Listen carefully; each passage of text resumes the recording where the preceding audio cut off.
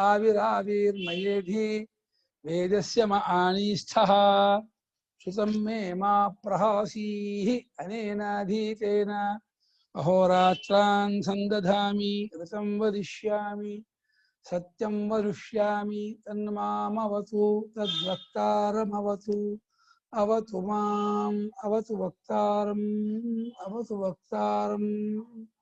ओम शांति शांति शांति।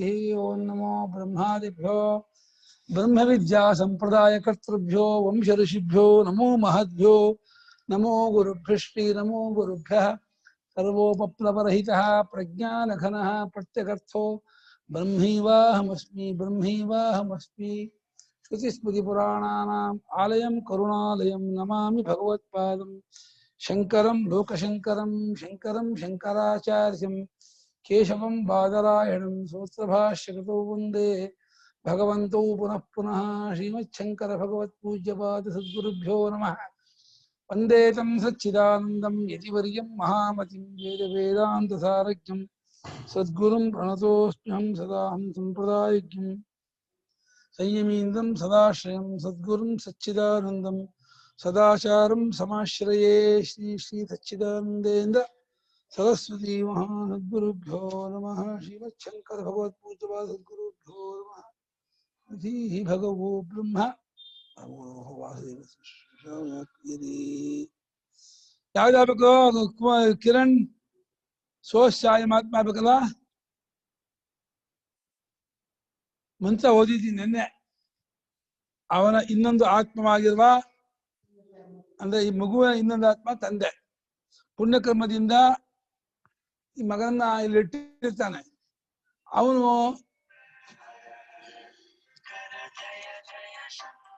ಹೇಳ ಭವಿಷ್ಯ ಆಯ್ತು ಆಯ್ತು ಹಾಗೆ ಮಾಡ್ಬಾರ ಇಲ್ಲ.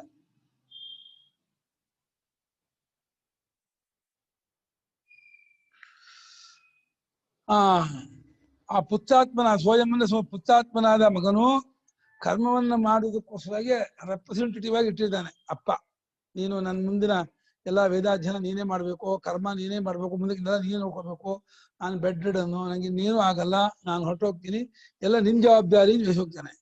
ಹೋಗುವಾಗ ಅವನು ಕೃತಕೃತ್ಯನಾಗಿ ಎಲ್ಲ ಮಗನಿಗೆ ವಹಿಸ್ಬಿಟ್ಟು ಹೋಗ್ತಾನಲ್ಲ. ಹೋದಾಗ ಅವನು ಇನ್ನೊಂದು ಜನ್ಮ ತಗೊಳ್ತಾನಲ್ಲ ಹೋಗಿ, ಅದೇ ಇವನು 3ನೇ ಜನ್ಮ ಅಂದು. ಯಾರು ಸತ್ತು ತಗೊಳ್ಳೋದೋ ಅಪ್ಪ, 2 ಜನ್ಮ ಯಾರ್ದು ಮಗಂದು, 3ನೇ ಜನ್ಮ ಅಪ್ಪಂದು. 2 ಮಗಂದು 1 ಅಪ್ಪಂದು 3 ಅಂತ ಇದ್ದಾರೆ. ಇದು ಹೆಂಗೆ ಭಾಷೆಗಳು ಚರ್ಚೆ ಮಾಡ್ತಾರೆ. ಭಾಷ್ಯ ಓದೋಣ. ಅಸ್ಯ ಪಿತುಃ ಸ್ವಯಂ ಪುತ್ರಾತ್ಮ ಪುಣ್ಯೇಭ್ಯ ಶಾಸ್ತ್ರೋಕ್ತೇಭ್ಯ ಕರ್ಮಭ್ಯ ಕರ್ಮ ನಿಷ್ಪಾದನಾರ್ಥಂ ಪ್ರತಿಧೀಯತೆ ಪಿತುಸ್ಥಾನೇ ಪಿತ್ರಾ ಯತ್ ಕರ್ತವ್ಯಂ ತತ್ಕರಣಾಯ ಪ್ರತಿನಿಧೀಯತೆ ಇತ್ಯರ್ಥಃ. ಅಸ್ಯ ಪಿತು ಈ ಶಿಶುವಿನ ತಂದೆ ಅವನು ಪುತ್ರಾತ್ಮನಾಗಿದ್ದಾನೆ. ಇವಾಗ ಮಗನ ರೂಪನೇ ಇದ್ದಾನೆ. ಮಗನ ರೂಪನೇ ಇದ್ಬಿಟ್ಟು ತನಗೆ ಯಾವಾಗಲೂ ವಯಸ್ಸಾಗುತ್ತೆ, 80, 90, 95 ಆಗುತ್ತೆ. ಅವಾಗ ಶಾಸ್ತ್ರೋಕ್ತವಾದ ಕರ್ಮಗಳಿಂದ ಅವನು ಮಾಡದೇ ಇದ್ದವನಾಗಿ ಅದನ್ನ ಇನ್ನು ವಹಿಸ್ಬಿಡ್ತಾನೆ ಮಗನಿಗೆ. ಕರ್ಮ ನಿಷ್ಪಾದನ ಕರ್ಮನ ಉಂಟು ಮಾಡೋಕ್ಕೋಸ್ಕರ ಮಗನೇ ತ್ವಂ ಯಜ್ಞ ತ್ವಂ ಬ್ರಹ್ಮ ತ್ವಂ ಲೋಕಃ, ವೇದಾಧ್ಯಯನ ಮಾಡ್ಬೇಕಾದ್ರೆ ನೀನೇ ಮಾಡ್ಬೇಕು, ಮುಂದಕ್ಕೆ ನನಗಿನ್ನು ಮಾಡೋಕ್ಕಾಗಲ್ಲ, ಕರ್ಮವು ನೀನೇ ಮಾಡಬೇಕು, ಲೋಕವನ್ನು ನೀನೇ ಬಿಡಬೇಕು ಅಂತ. ತಂದೆಯು ಮಾಡದೆ ಉಳಿಯುವ ಕರ್ಮಗಳನ್ನು ಮಾಡುವ ಅಧಿಕಾರವನ್ನು ಮಗನಿಗೆ ಒಪ್ಪಿಸ್ತಾನೆ ಅಂತ. ಕಾಶಿ ಯಾತ್ರೆ ಮಾಡಿದ ಮಗನೇ, ಮಾಡ್ಬೇಕು ಅಂದ್ಕೊಂಡಿದ್ದೆ ಕಣೋ ಅಂತ. ಆಯ್ತಪ್ಪ ನಾನು ಮಾಡ್ಕೊಂಡ್ ಬರ್ತೀನಿ, ಯೋಚನೆ ಮಾಡಬೇಡ ಅಂತ ಹೇಳಿ ಮಗನೇ ಅಪ್ಪನ ಪರವಾಗಿ ಹೋಗಿ ಕಾಶಿ ಯಾತ್ರೆ ಮಾಡಿ, ಗಂಗಾ ಸ್ನಾನ ಮಾಡಿ, ವಿಶೇಷ ಪೂಜೆ ಮಾಡಿ, ಅಭಿಷೇಕ ಮಾಡಿ, ನನ್ನ ತಂದೆಗೆ ಒಳ್ಳೆ ಉತ್ತಮ ಲೋಕ ಸಿಗಲಿ ಅಂತೇಳಿ ವಿಶೇಷ ಪ್ರಾರ್ಥನೆ ಆಗೋದಾನೆ. ಹಾಗೆ ಏನೇನು ಕ್ಷೇತ್ರಕ್ಕೆ ಹೋಗಿಲ್ಲೋ ಕ್ಷೇತ್ರಕ್ಕೆ ಹೋಗ್ತಾನೆ, ಏನೇನು ದಾನ ಮಾಡಿದ್ರೋ ಮಾಡ್ತಾನೆ. ಗೋದಾನ ಮಾಡ್ಬೇಕು ಅಂದ್ಕೊಂಡಿದ್ದೆ ಕಣೋ, ಮಾಡೋಕ್ಕೆ ಆಗಲಿಲ್ಲ. ಅಪ್ಪ ಯೋಚನೆ ಮಾಡ್ಬೇಡ, ನಾನು ಮಾಡ್ತೀನಿ. ನಾನೇನೋ ಹಿರಣ್ಯ ದಾನ ಮಾಡ್ಬೇಕು, ಆಗ್ಲಿಲ್ಲ. ಇನ್ನೇನೋ ಒಂದು ಯಜುಸ್ಸಂಹಿತ ಹೋಮ, ಋಕ್ಸಂಹಿತ ಹೋಮ ಮಾಡ್ಬೇಕು ಅಂದ್ಕೊಂಡಿದ್ದೆ, ಸಂಹಿತ ನಾನು ಮಾಡ್ತೀನಪ್ಪ, ನೀ ಯಾಕೆ ಯೋಚನೆ ಮಾಡ್ತೀಯ ಅಂತ ಎಲ್ಲಕ್ಕೂ ಅಪ್ಪನಿಗೆ ಸಮಾಧಾನ ಹೇಳ್ತಾನೆ. ನೀನು ಆರಾಮಾಗಿರು, ಭಗವಂತನ ಧ್ಯಾನ ಮಾಡ್ಕೊಂಡು ಸೇರ ಬಿಡು, ನನಗೆ ಏನು ಶ್ರಮ ಬೇಡ, ಮಾಡ್ಬೇಕಾದ್ರೆ ನಾನು ಮಾಡ್ತೀನಿ ಅಂತಾನೆ. ಹಾಗೆ ಪಿತುಸ್ಥಾನೇ ಪ್ರತಿನಿಧೀಯತೆ, ತಂದೆಯ ಜಾಗದಲ್ಲಿ ರೆಪ್ರೆಸೆಂಟೇಟಿವ್ ಆಗಿ ನಿಲ್ತಾನೆ. ಯಾರು? ಮಗ. ಆಸ್ಯ ಪುತ್ರ ಪ್ರತಿರೂಪೋ ಜಾಯತೆ. ಇವನ ಮಗ, ಇವನ ಇನ್ನೊಂದು ಪಡಿ ಪಡೆದ್ರು. ಅವಂದೇ 200 ರೂಪ ಪಡೆದ್ರು. ಅದ second version, first version, second version. ಮಗನೇ ಸೆಕೆಂಡ್ ವರ್ಷನ್ ವರ್ಷನ್ ಅಂತ ಕರೆದಿದ್ದಾರಲ್ವಾ.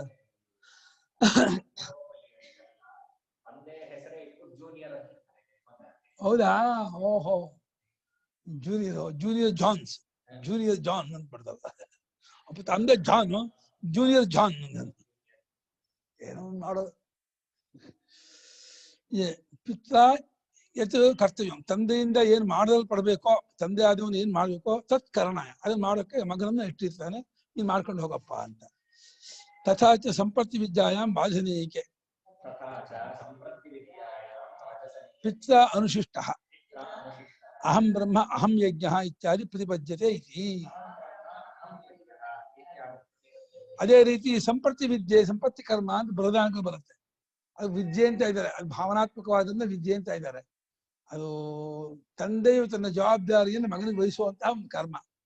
ನೋಡು ಮಗನೇ, ನಂಗೆ ಬೆಡ್ ರಿಡನ್ ಆಗಿದ್ದೀನಿ, ನಂಗೆ ಸಂಧ್ಯಾವಂದನೆ ಮಾಡೋಕ್ಕಾಗಲ್ಲ, ದೇವ್ರ ಪೂಜೆ ಮಾಡೋಕ್ಕಾಗಲ್ಲ, ಯಾವುದೇ ಉಪಾಸನ, ವೈಶ್ಯವ, ಅಗ್ನಿಹೋತ್ರ, ಯಾವುದೇ ಕರ್ಮ ಎಲ್ಲ ನಿನ್ನ ವಹಿಸ್ಬಿಟ್ಟಿದ್ದೀನಪ್ಪ, ನೀನ್ ಮಾಡಪ್ಪ ಅಂತ. ಅಪ್ಪ ಏನು ಯೋಚನೆ ಮಾಡಬೇಡ, ನಾನು ಎಲ್ಲವನ್ನೂ ಮಾಡ್ಕೊಂಡು ಹೋಗ್ತೀನಿ. ಮಗ ಅದನ್ನ ಅಕ್ಸೆಪ್ಟ್ ಮಾಡ್ಕೊಬಿಡ್ತಾನೆ. ಅಕ್ಸೆಪ್ಟ್ ಮಾಡ್ಕೋಬೇಕು. ಇದು ಹೋದ್ರೆ ತಂದೆಗೆ ತುಂಬಾ ಬೇಜಾರ್ಬಿಡುತ್ತೆ. ಇಲ್ಲಪ್ಪ, ನಿನಗಿಂತ ಚೆನ್ನಾಗಿ ಮಾಡಿ ಅಷ್ಟನ್ನು ನಿನಗೆ ದಾರಿ ಇರ್ತೀನಿ, ಅಷ್ಟು ಪುಣ್ಯನೂ ನಿನಗೆ ಕೊಟ್ಬಿಡ್ತೀನಿ ಮಗ ಅಂತಾನೆ. ಹಾಗಾಗಿ ಸಂಪತ್ತಿ ವಿದ್ಯೆಯಲ್ಲಿ ಅಪ್ಪನಿಂದ ಅನುಶಾಸನೆ ಮಾಡಿದಂತ ಮಗ ಹೇಳ್ತಾನೆ, ಅಹಂ ಬ್ರಹ್ಮ. ಹೌದು, ಬ್ರಹ್ಮ ಅಂದ್ರೆ ವೇದ, ನಾನೇ ನಿಮ್ ಮುಂದೆ ವೇದ ನಿನಗೆ, ನಾನೇ ನಿನಗೆ ಯಜ್ಞ ಎಲ್ಲಾ ಕರ್ಮಗಳು, ನಾನೇ ಎಲ್ಲಾ ಲೋಕಗಳು, ಏನು ವಿಷಯ ಮಾಡಬೇಡ. ಏನೇನು ಗೆದ್ಕೋಬೇಕು ಲೋಕ ಗೆದ್ಕೋತೀನಿ, ಏನೇನು ಅಧ್ಯಯನ ಮಾಡಿ ಋಗ್ವೇದ ಅಧ್ಯಯನ ಮಾಡ್ಬೇಕು ಅಂತ ನಾನು ಮಾಡ್ತೀನಿ ಎರಡೊಂದು. ಹಾಗೆ ನೀ ಯಾವ ಬದಲಿ ಕೇದಾರ ಹೋಗಿ ನಾನು ಹೋಗ್ತೀನಿ ಅಂತ ಹೇಳಿ ಎಲ್ಲವನ್ನು ಮಗ ತಂದೆಯಿಂದ ಅದನ್ನ ಬಾರೋ ಮಾಡ್ಕೋತಾನೆ. ಅದಷ್ಟನ್ನು ತಾನು ಕ್ಯಾರಿ ಮಾಡ್ಕೋತಾನೆ. ಅದ ಅಪ್ಪನಿಂದ ತಗೊಂಡ್ಬಿಡ್ತಾನೆ. ನಿನ್ಗೆ ಅಪ್ಪನ ಎಂಕೆ ಮಾಡ್ತಾನೆ, ಅಪ್ಪನ ಕೃತಕೃತ್ಯ ಮಾಡ್ತಾನೆ. ನಿನ್ಗೇನು ಕರ್ತವ್ಯ ಇಲ್ಲ, ನಿನ್ ಕರ್ತವ್ಯವೆಲ್ಲ ನನಗೆ ವಹಿಸ್ಬಿಡು, ನೀನು ಆರಾಮಾಗಿ ರಾಮನಾಮ ಸ್ಥಾನ ಹೇಳ್ಕೊಂಡು ಭಗವದ್ನಾಮ ನಿರು. ಯಾವಾಗ ಪ್ರಾರಂಭ ಮುಗಿಯಿತು, ಎಣ್ಣೆ ಮುಗಿದು ದೀಪ ಹೋಗುತ್ತೆ ಅಷ್ಟೇ.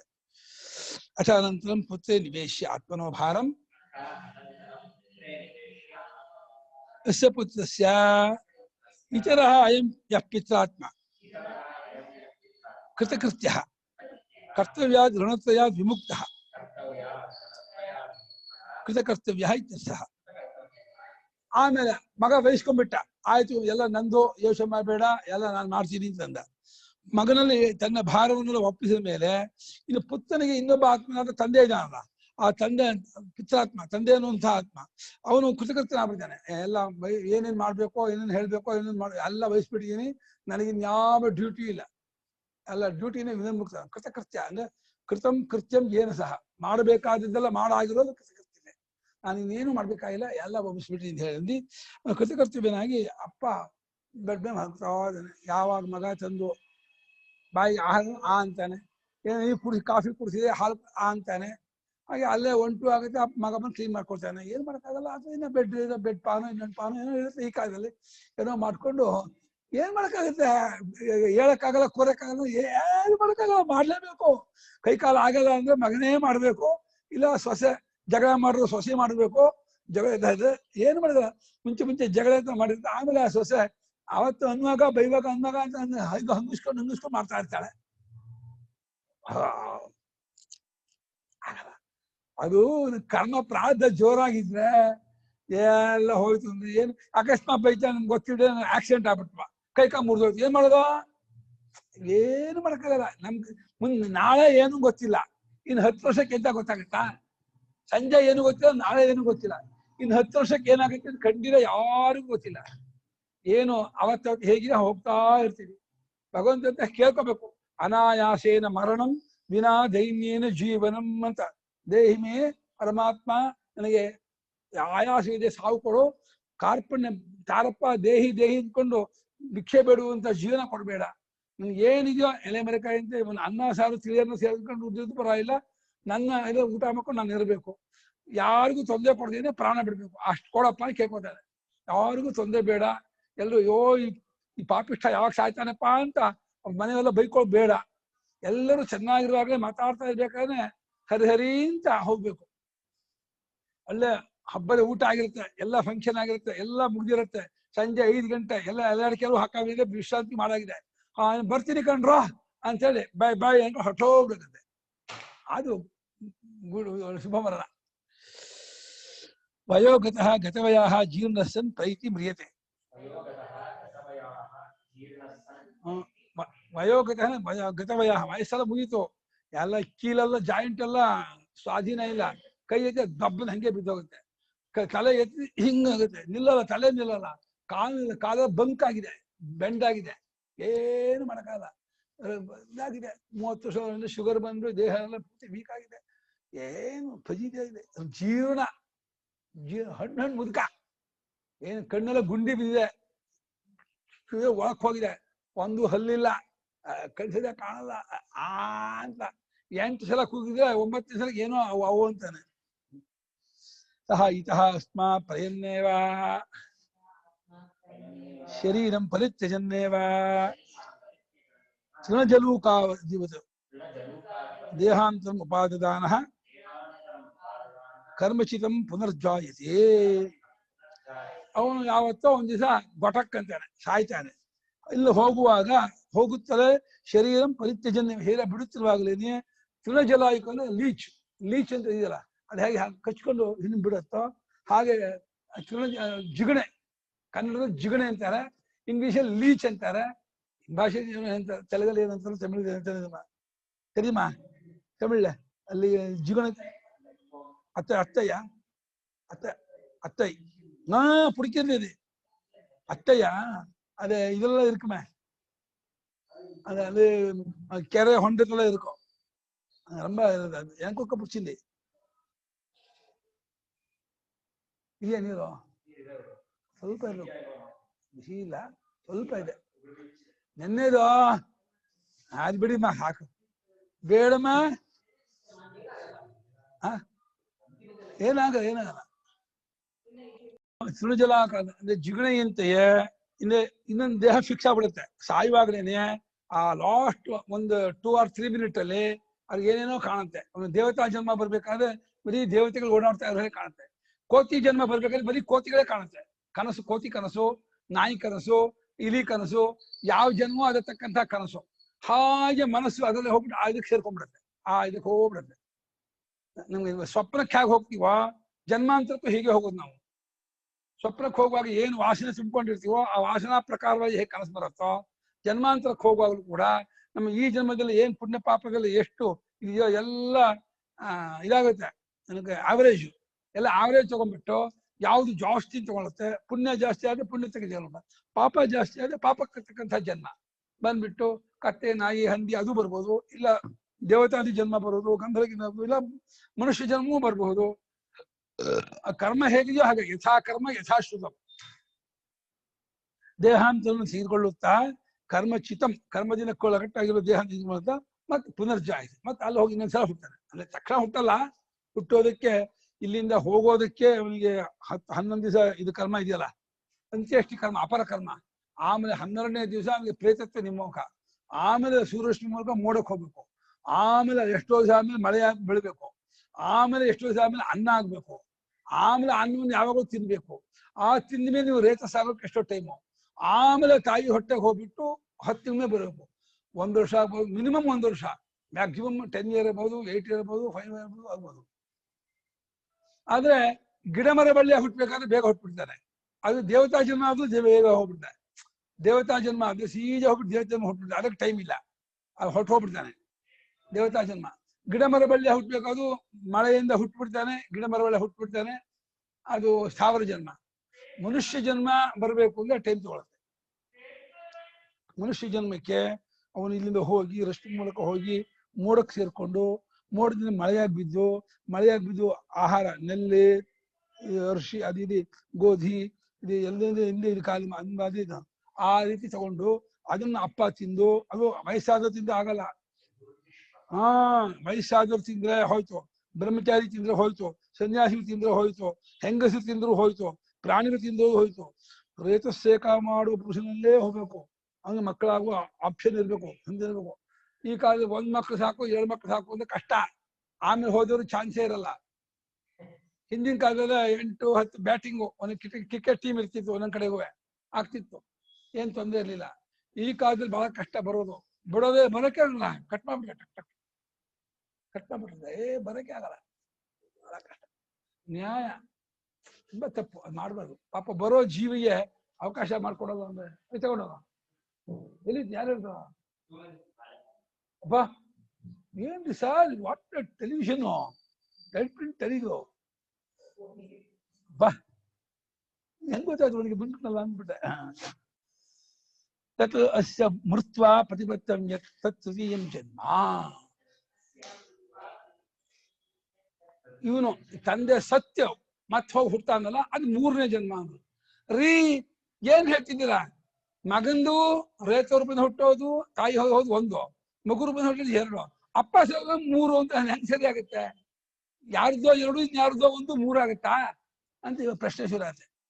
ನೆಕ್ಸ್ಟ್ ಪ್ರಶ್ನೆ ಅದೇ, ನಾನು ಸಂಸಾರತಃ ಪಿತುಃ ಸಕಾಶಾತ್ ರೇತೋ ರೂಪೇಣ ಪ್ರಥಮ ಜನ್ಮ. ಈ ಸಂಸಾರದಲ್ಲಿ ತೊಳ್ತಾ ಇದ್ದಾನಲ್ಲ, ಓಡಾಡ್ತಾ ಇದ್ದಾನಲ್ಲ, ಇದು ತೊಳ್ತಾ ಇದ್ದಂತ ಈ ಜೀವನಿಗೆ ತಂದೆ ರೇತೋ ರೂಪದಿಂದ ಹುಟ್ಟೋದಿದೆಯಲ್ಲ, ಇದು 1ನೇ ಜನ್ಮ ಅಂತ ಬಂದ್ರಿ. ಅವನಿಗೆ ತಸ್ಸೀವ ಕುಮಾರ ರೂಪೇಣ ಮಾತು ದ್ವಿತೀಯಂ ಜನ್ಮ ಉತ್ತಮ. ಮಾತು ಸಕಾಶ ತಾಯಿ ದಶೆಯಿಂದ ಕುಮಾರ ರೂಪ ಮಗು ರೂಪದಿಂದ ಬರ್ತಾನಲ್ಲ, ಅದ್ರಲ್ಲಿ 2ನೇ ಜನ್ಮ ಅಂತ ಈ ರೀತಿ ನೀವು ಹೇಳಿದ್ರಿ. ಈಗ ತಸ್ಸೀವ ತೃತೀಯ ಜನ್ಮನಿ ವಕ್ತವ್ಯೇ ಪ್ರೇತಸ್ಥಸ್ಯ ಪಿತುರಿಗೆ ಜನ್ಮ. ಪ್ರೇತಸ್ಯ ಪ್ರೇತ ಇದೆ ನಮ್ಮಲ್ಲಿ. ಅರ್ಥ ಅದೇ ಪ್ರೇತ ಇದೆ. ತೃತೀಯಂ ಇತಿ ಕಥಮುಚ್ಯತೆ. ಪ್ರೇತ ಅಂದ್ರೂ ಪ್ರೇತ ಅಂದ್ರೂ ಅರ್ಥ ಒಂದೇ, ಸತ್ತವನು ಅಂತ.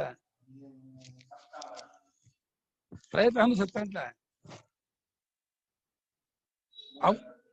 ಅವಂದೇ 3ನೇ ಜನ್ಮ ಹೇಳ್ಬೇಕು ಅನ್ನುವಂಥ ಪ್ರಸಂಗ ಬಂದು ಒದಗಿರುವಾಗ ಸತ್ತಂತಹ ಅಪ್ಪನಿಗೆ 1 ಜನ್ಮ ಆಗತ್ತಲ್ಲ, ಅದು 3ನೇ ಜನ್ಮ ಅಂತ ಹೇಳಿದ್ರೆ ಹೆಂಗ್ ಸರಿ ಆಗತ್ತೆ? ಇವಂದ್ 2, ಅವಂದ್ 1, ಅದಂಗ್ 3 ಆಗತ್ತೆ ಅಂತ ಪ್ರಶ್ನೆ. ಹೊಂದಲ್ವನ್ನ ಅಲ್ಲ, ಹಿಂದೆ ಹೋಗ್ತೀರಾ? ಬರ್ತೀರ ಅನ್ಕೊಂಡೆ ಆಪರೇಟ್ ಮಾಡಕ್ಕೆ ಅಷ್ಟು.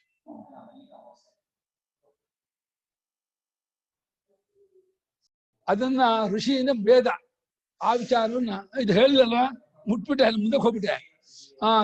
ತಸೀವ ತೃತೀಯಂ ಜನ್ಮ ಇದು ಕಥಮುಚ್ಯತೆ. ಅವಂದೇ 3ನೇ ಜನ್ಮ ಅಂತ ಹೆಂಗ್ ಹೇಳ್ತೀರಾ? ಇದು ಹೊಂದಲ್ವಲ್ಲ ಅಂದ್ರೆ ನೈಷ ದೋಷಃ, ಇದೇನ್ ತಪ್ಪಿಲ್ಲ ಅಂದ್ಬಿಟ್ಟು. ಪಿತಾಪುತ್ರ್ಯೋ ಐಕಾತ್ಮ್ಯಸ್ಯ ವಿವಕ್ಷಿತತ್ವ. ತಂದೆ ಜನ್ಮವೂ ಬೇರೆ ಅಲ್ಲ, ತಾಯಿ ಮಗನ ಜನ್ಮವೂ ಬೇರೆ ಅಲ್ಲ. ತಂದೆ ಮಗನಿಗೆ ಐಕಾತ್ಮ್ಯತೆಯನ್ನು ಇಟ್ಕೊಂಡು ಈ ರೀತಿ ಹೇಳ್ತಾ ಇರೋದ್ರಿಂದ ಇದೇ ವಿರೋಧವಲ್ಲ ಅಂದ್ರು. ಇದು ಅಷ್ಟು ಚೆನ್ನಾಗಿರೋ ಉತ್ತರ ಅಲ್ಲ. ನೆಕ್ಸ್ಟ್ ಉತ್ತರ ಇದೆಯಲ್ಲ, ಅದು ಇನ್ನೂ ಚೆನ್ನಾಗಿ ಹೊಂದುತ್ತೆ. ಇದು ಏಕಾತ್ಮತೆ ಇಟ್ಕೊಂಡು ಮಗನೇ ಅಪ್ಪ ಒಂದೇ ಅಂತ ಇಟ್ಕೊಂಡು, ಅಪ್ಪ ಮತ್ ಹುಟ್ಟಿದ್ರು, ಮಗ ಮತ್ ಹುಟ್ಟಿದ್ರು, ಇಬ್ರು ಒಬ್ಬರೇ ಹುಟ್ಟಿದ್ರು ಅಂತ ಆಗತ್ತೆ ಅಂತ ಹೇಳಿ ಆ ಒಂದು ಅಭಿಪ್ರಾಯದಿಂದ ತಂದೆ ಮಗನಿಗೆ ಏಕಾತ್ಮತೆಯನ್ನು ಇಟ್ಕೊಂಡು ತಂದೆ ಸತ್ ಹುಟ್ಟಿದ್ರು 3ನೇ ಆಗ್ಬಹುದು ಅಂದ್ರು. ಇವಾಗ ಅಂತಾರೆ ಸ್ವಪಿ ಪುತ್ರ ಸ್ವಪುತ್ರೇ ಭಾರಂ ನಿಧಾಯ ಇತ ಪ್ರಯನ್ನೇವ ಪುನರ್ಜಾಯಿತೆ ಯಥಾಪಿತ. ಅವನಿಗೆ ಹೇಳ್ಬೇಕು ಅಂದ್ರೆ ಹೇಳ್ಬೋದು. ರೇತವ್ರ ತಾಯಿ ಹೋಗೋದು 1, ತಾಯಿಯಿಂದ ಮಗುವಾಗಿ ಬರೋದು 2. ಅವನೇ ಮತ್ತೆ ಯಾವತ್ತು ವಯಸ್ಸಾದ್ಮೇಲೆ ಸಾಯುವಾಗ ಮತ್ತೆ ಇನ್ನೊಂದು ಜನ್ಮಕ್ಕೆ ಹೋಗ್ತಾನೆ, ಅದು 3. ಹೇಗೆ ತಂದೆಗೆ ಅವನ ತಂದೆ ಮಾಡಿದಾಗ ಆಗಿತ್ತು, ತಂದೆಗೂ ಅವ್ರ ತಂದೆ ಹಾಗೆ ಇದು ಮಾಡಿದ್ರು. ಯಾವುದನ್ನ ಸಂಪತ್ತಿ ಕರ್ಮ ಮಾಡಿ ಜವಾಬ್ದಾರಿನ ವಹಿಸಿಬಿಟ್ಟು ಹೇಗೆ ಮಾಡಿದ್ರು, ಅದೇ ರೀತಿ ಯಥಾಪಿತ ಅಂದ್ರು. ತಂದೆಗೆ ಹೇಗೆ ಸಂಪತ್ತಿ ಕರ್ಮ ಮಾಡಿ ಜನ್ಮಾಂತರ ಆಗಿ ಅದಾಗ ಅವನ್ 3, ಇವನು ಕೂಡ ವಯಸ್ಸಾದ್ಮೇಲೆ ತನ್ನ ಮಗನಿಗೆ ಭಾರವನ್ನು ವಹಿಸಿ ಇವನು ಸತ್ತು ಹೋಗಿ ಮತ್ತೆ ಹುಡ್ತಾನಲ್ಲ, ಇವಂದೇ 3ನೇ ಜನ್ಮ ಆಗತ್ತೆ. ಇವಂದೇ ಹೇಳ್ಬೇಕು ಅಂದ್ರೂ ಹೇಳ್ಬೋದು, ತಂದೆ ಹೇಳಿದ್ರು ಇವಂದಿಗೆ ಆಗತ್ತೆ, ಒಂದ್ ಕಡೆ ಹೇಳಿದ್ರು ಇನ್ನೊಂದ್ ಕಡೆಗೂ ಆಗತ್ತೆ ಅಂತ ಇಟ್ಕೊಂಡು ಶ್ರುತಿ ಹೀಗೆ ಹೇಳಿದೆ. ಅದು ಅನ್ಯತ್ರ ಉಕ್ತಂ ಇತರತ್ರಾಪಿ ಉಕ್ತಮೇವ ಭವತಿ ಇದು ಮನ್ಯತೆ ಶ್ರುತಿ. ಒಂದ್ ಕಡೆ ಹೇಳಿದ್ರು ಅದು ಇನ್ನೊಂದ್ ಕಡೆಗೂ ಹೇಳ್ದಂಗೆ ಆಗತ್ತೆ ಅಂತ ಶ್ರುತಿ ಯೋಚನೆ ಮಾಡಿದೆ. ಮಗನಿಗೆ ತಂದೆಗೆ ಇನ್ನೊಂದು ಜನ್ಮ ಹೇಳಿದ್ರು, ತಂದೆ ಮಗ ಒಂದೇ ಆದ್ಮೇಲೆ ಒಂದೇ ಆಗುತ್ತೆ. ಇಲ್ಲ ಅದು ಒಪ್ಪಲ್ಲ ಅಂದ್ರೆ ಆಯ್ತು, ಈ ಮಗನ ಯಾವತ್ತೂ ಸಾಯ್ತಾನಲ್ಲ, ಸತ್ ಇನ್ನೊಂದ್ಸಲ ಹುಡ್ತಾನಲ್ಲ, ಅದು 3. ಇಟ್ಕೊಂಡಿಲ್ಲ. ಆಗ ಒಂದ್ ಪ್ರಶ್ನೆ ಏನ್ ಬರುತ್ತೆ ಅಂದ್ರೆ, ಈ ಮಗ ಹುಟ್ಟುವಾಗ ಏನು ಅದೇ ಪ್ರೊಸೀಜರ್ ಮುಂದೆ ಹುಟ್ಟೋದು ಅವನು. ಇವ್ ಸತ್ತು ಮಗನಾಗ್ಲಿ ತಂದೆ ಆಗ್ಲಿ ಸತ್ ಮೇಲೆ ಹುಟ್ಟಾನಲ್ಲ ಅಂದ್ರೆ ಹೇಗೆ ಹುಟ್ಟಾನೆ? ಹೀಗೆ ಅನ್ನ ರೇತಸ್ದಾಗ ಹೋಗಿಯೇ ಬರ್ಬೇಕು ಅವನು. ಅದ್ ಮೂರ್ ಆಗೋದೇ ಇಲ್ಲ ಅದು. ಯಾಕೆಂದ್ರೆ ಸಾಯೋದು ಒಂದು ಸರಿ ಘಟನೆ ಇರ್ಬೋದು, ಸತ್ ಮೇಲೆ ಮತ್ತೆ ಹುಟ್ಟೋದಕ್ಕೆ ಇದೇ ಪ್ರೊಸೀಜರ್. ಹಾಗಾದ್ರೆ ಅದು ಮೂರನ್ನ ಕನ್ಸಿಡರ್ ಮಾಡೋದಕ್ಕೆ ಏನು ಅಲ್ಲಿ ಸರಿ ಅದು ಇದಾಗೋದಿಲ್ಲ. ಶಾಸ್ತ್ರೀಯ ಪುರುಷ ಸರಿ, ಇವನಿಗೆ ಮತ್ತು ಪುರುಷ ಜನ್ಮ ಮನುಷ್ಯ ಜನ್ಮ ಬರ್ಬೇಕಾದಾಗ ಇದೇ ಪ್ರೊಸೀಜರು. ಅಮ್ಮಯ್ಯ ಶರೀರ ತಗೊಂಡ್ರೆ, ತೇಜೋಮಯ ಶರೀರ ತಗೊಂಡ್ರೆ ಅದು ಗರ್ಭವಾಸಾದಿಗಳು ಇಲ್ಲೇ ಇಲ್ಲ, ನೇರವಾಗಿ ಹೋಗ್ಬಿಡ್ತಾನೆ. ಹಾಗಾಗಿ ಅದನ್ನು ಮುಂದೆ ಮಾಡ್ಕೋಬೇಕಾಗತ್ತೆ. ಪ್ರೊಸೀಜರ್ ಬಿಟ್ಬಿಟ್ಟಿದ್ದಾರೆ. ಸುಮ್ಮನೆ ಮೊದಲನೇದು, ಎರಡನೇದು, ಇನ್ನೊಂದು ನೆಕ್ಸ್ಟ್ ಯಾವ್ದು ತಗೊಂಡ್ರು ಅದ್ ಮೂರನೇದು ಅನ್ನೋ ತರ ತಗೊಂಡಿದ್ದಾರೆ. ಯಾವ್ ತಗೊಂಡ್ರು ಮತ್ತೆ ಮನುಷ್ಯನೇ ತಗೊಂಡ್ರೆ ಅದು ಇದೇ ಪ್ರೊಸೀಜರ್ ಆಗ್ಬಿಡುತ್ತೆ. ಮತ್ತೆ ಮನುಷ್ಯ ತಗೊಂಡ್ಬಿಟ್ರೆ ಮತ್ತೆ ಮನುಷ್ಯ ಈ ಎರಡಲ್ಲೇ ಅಡ್ಕಾಗ್ಬಿಡುತ್ತೆ. ಮತ್ತೆ ಅವ್ನು ಮತ್ತೆ ಮನುಷ್ಯ ಜನ್ಮನೇ ಪಡ್ಕೊಂಡ್ಬಿಟ್ರೆ ಸತ್ತವ್ ತಂದೆ ಹೇಳಿಲ್ಲ. ಅದು ಬಹುಶಃ ಭಾಷೆಗಾರರು ಶಾಸ್ತ್ರೀಯ ಪುರುಷ ಅಂತ ತಿಳ್ಕೊಂಡ್ಬಿಟ್ಟು ಸ್ವರ್ಗಾದಿಗೆ ಹೋಗ್ಬಿಡ್ತಾನೆ ಅಂದ್ಕೊಂಡು ಮೂರನೇದು ಮಾಡ್ತಾ ಇದ್ದಾರೆ. ಅವನು ಕರ್ಮಾದಿಗಳನ್ನ ಮಾಡಿ ಯಜ್ಞಾದಿಗಳನ್ನ ಮಾಡಿ ಸಾಯ್ತಾನಲ್ಲ, ಹಾಗಾಗಿ ಅವನು ಅಲ್ಲಿ ಹೋಗ್ಬಿಡ್ತಾನಲ್ಲ.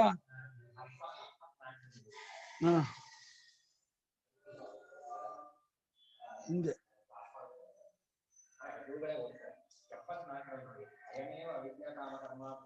ಯಜ್ಞಾದಿ ಕರ್ಮ ಕರ್ತ ಅಸ್ಮಾನ್ ಲೋಕ ಧೂಮಾದಿ ಕರ್ಮ ಚಂದ್ರ ಸಂಪ್ರಾಪ್ಯ ಕ್ಷೀಣ ಕರ್ಮ ವಿಷ್ಣು.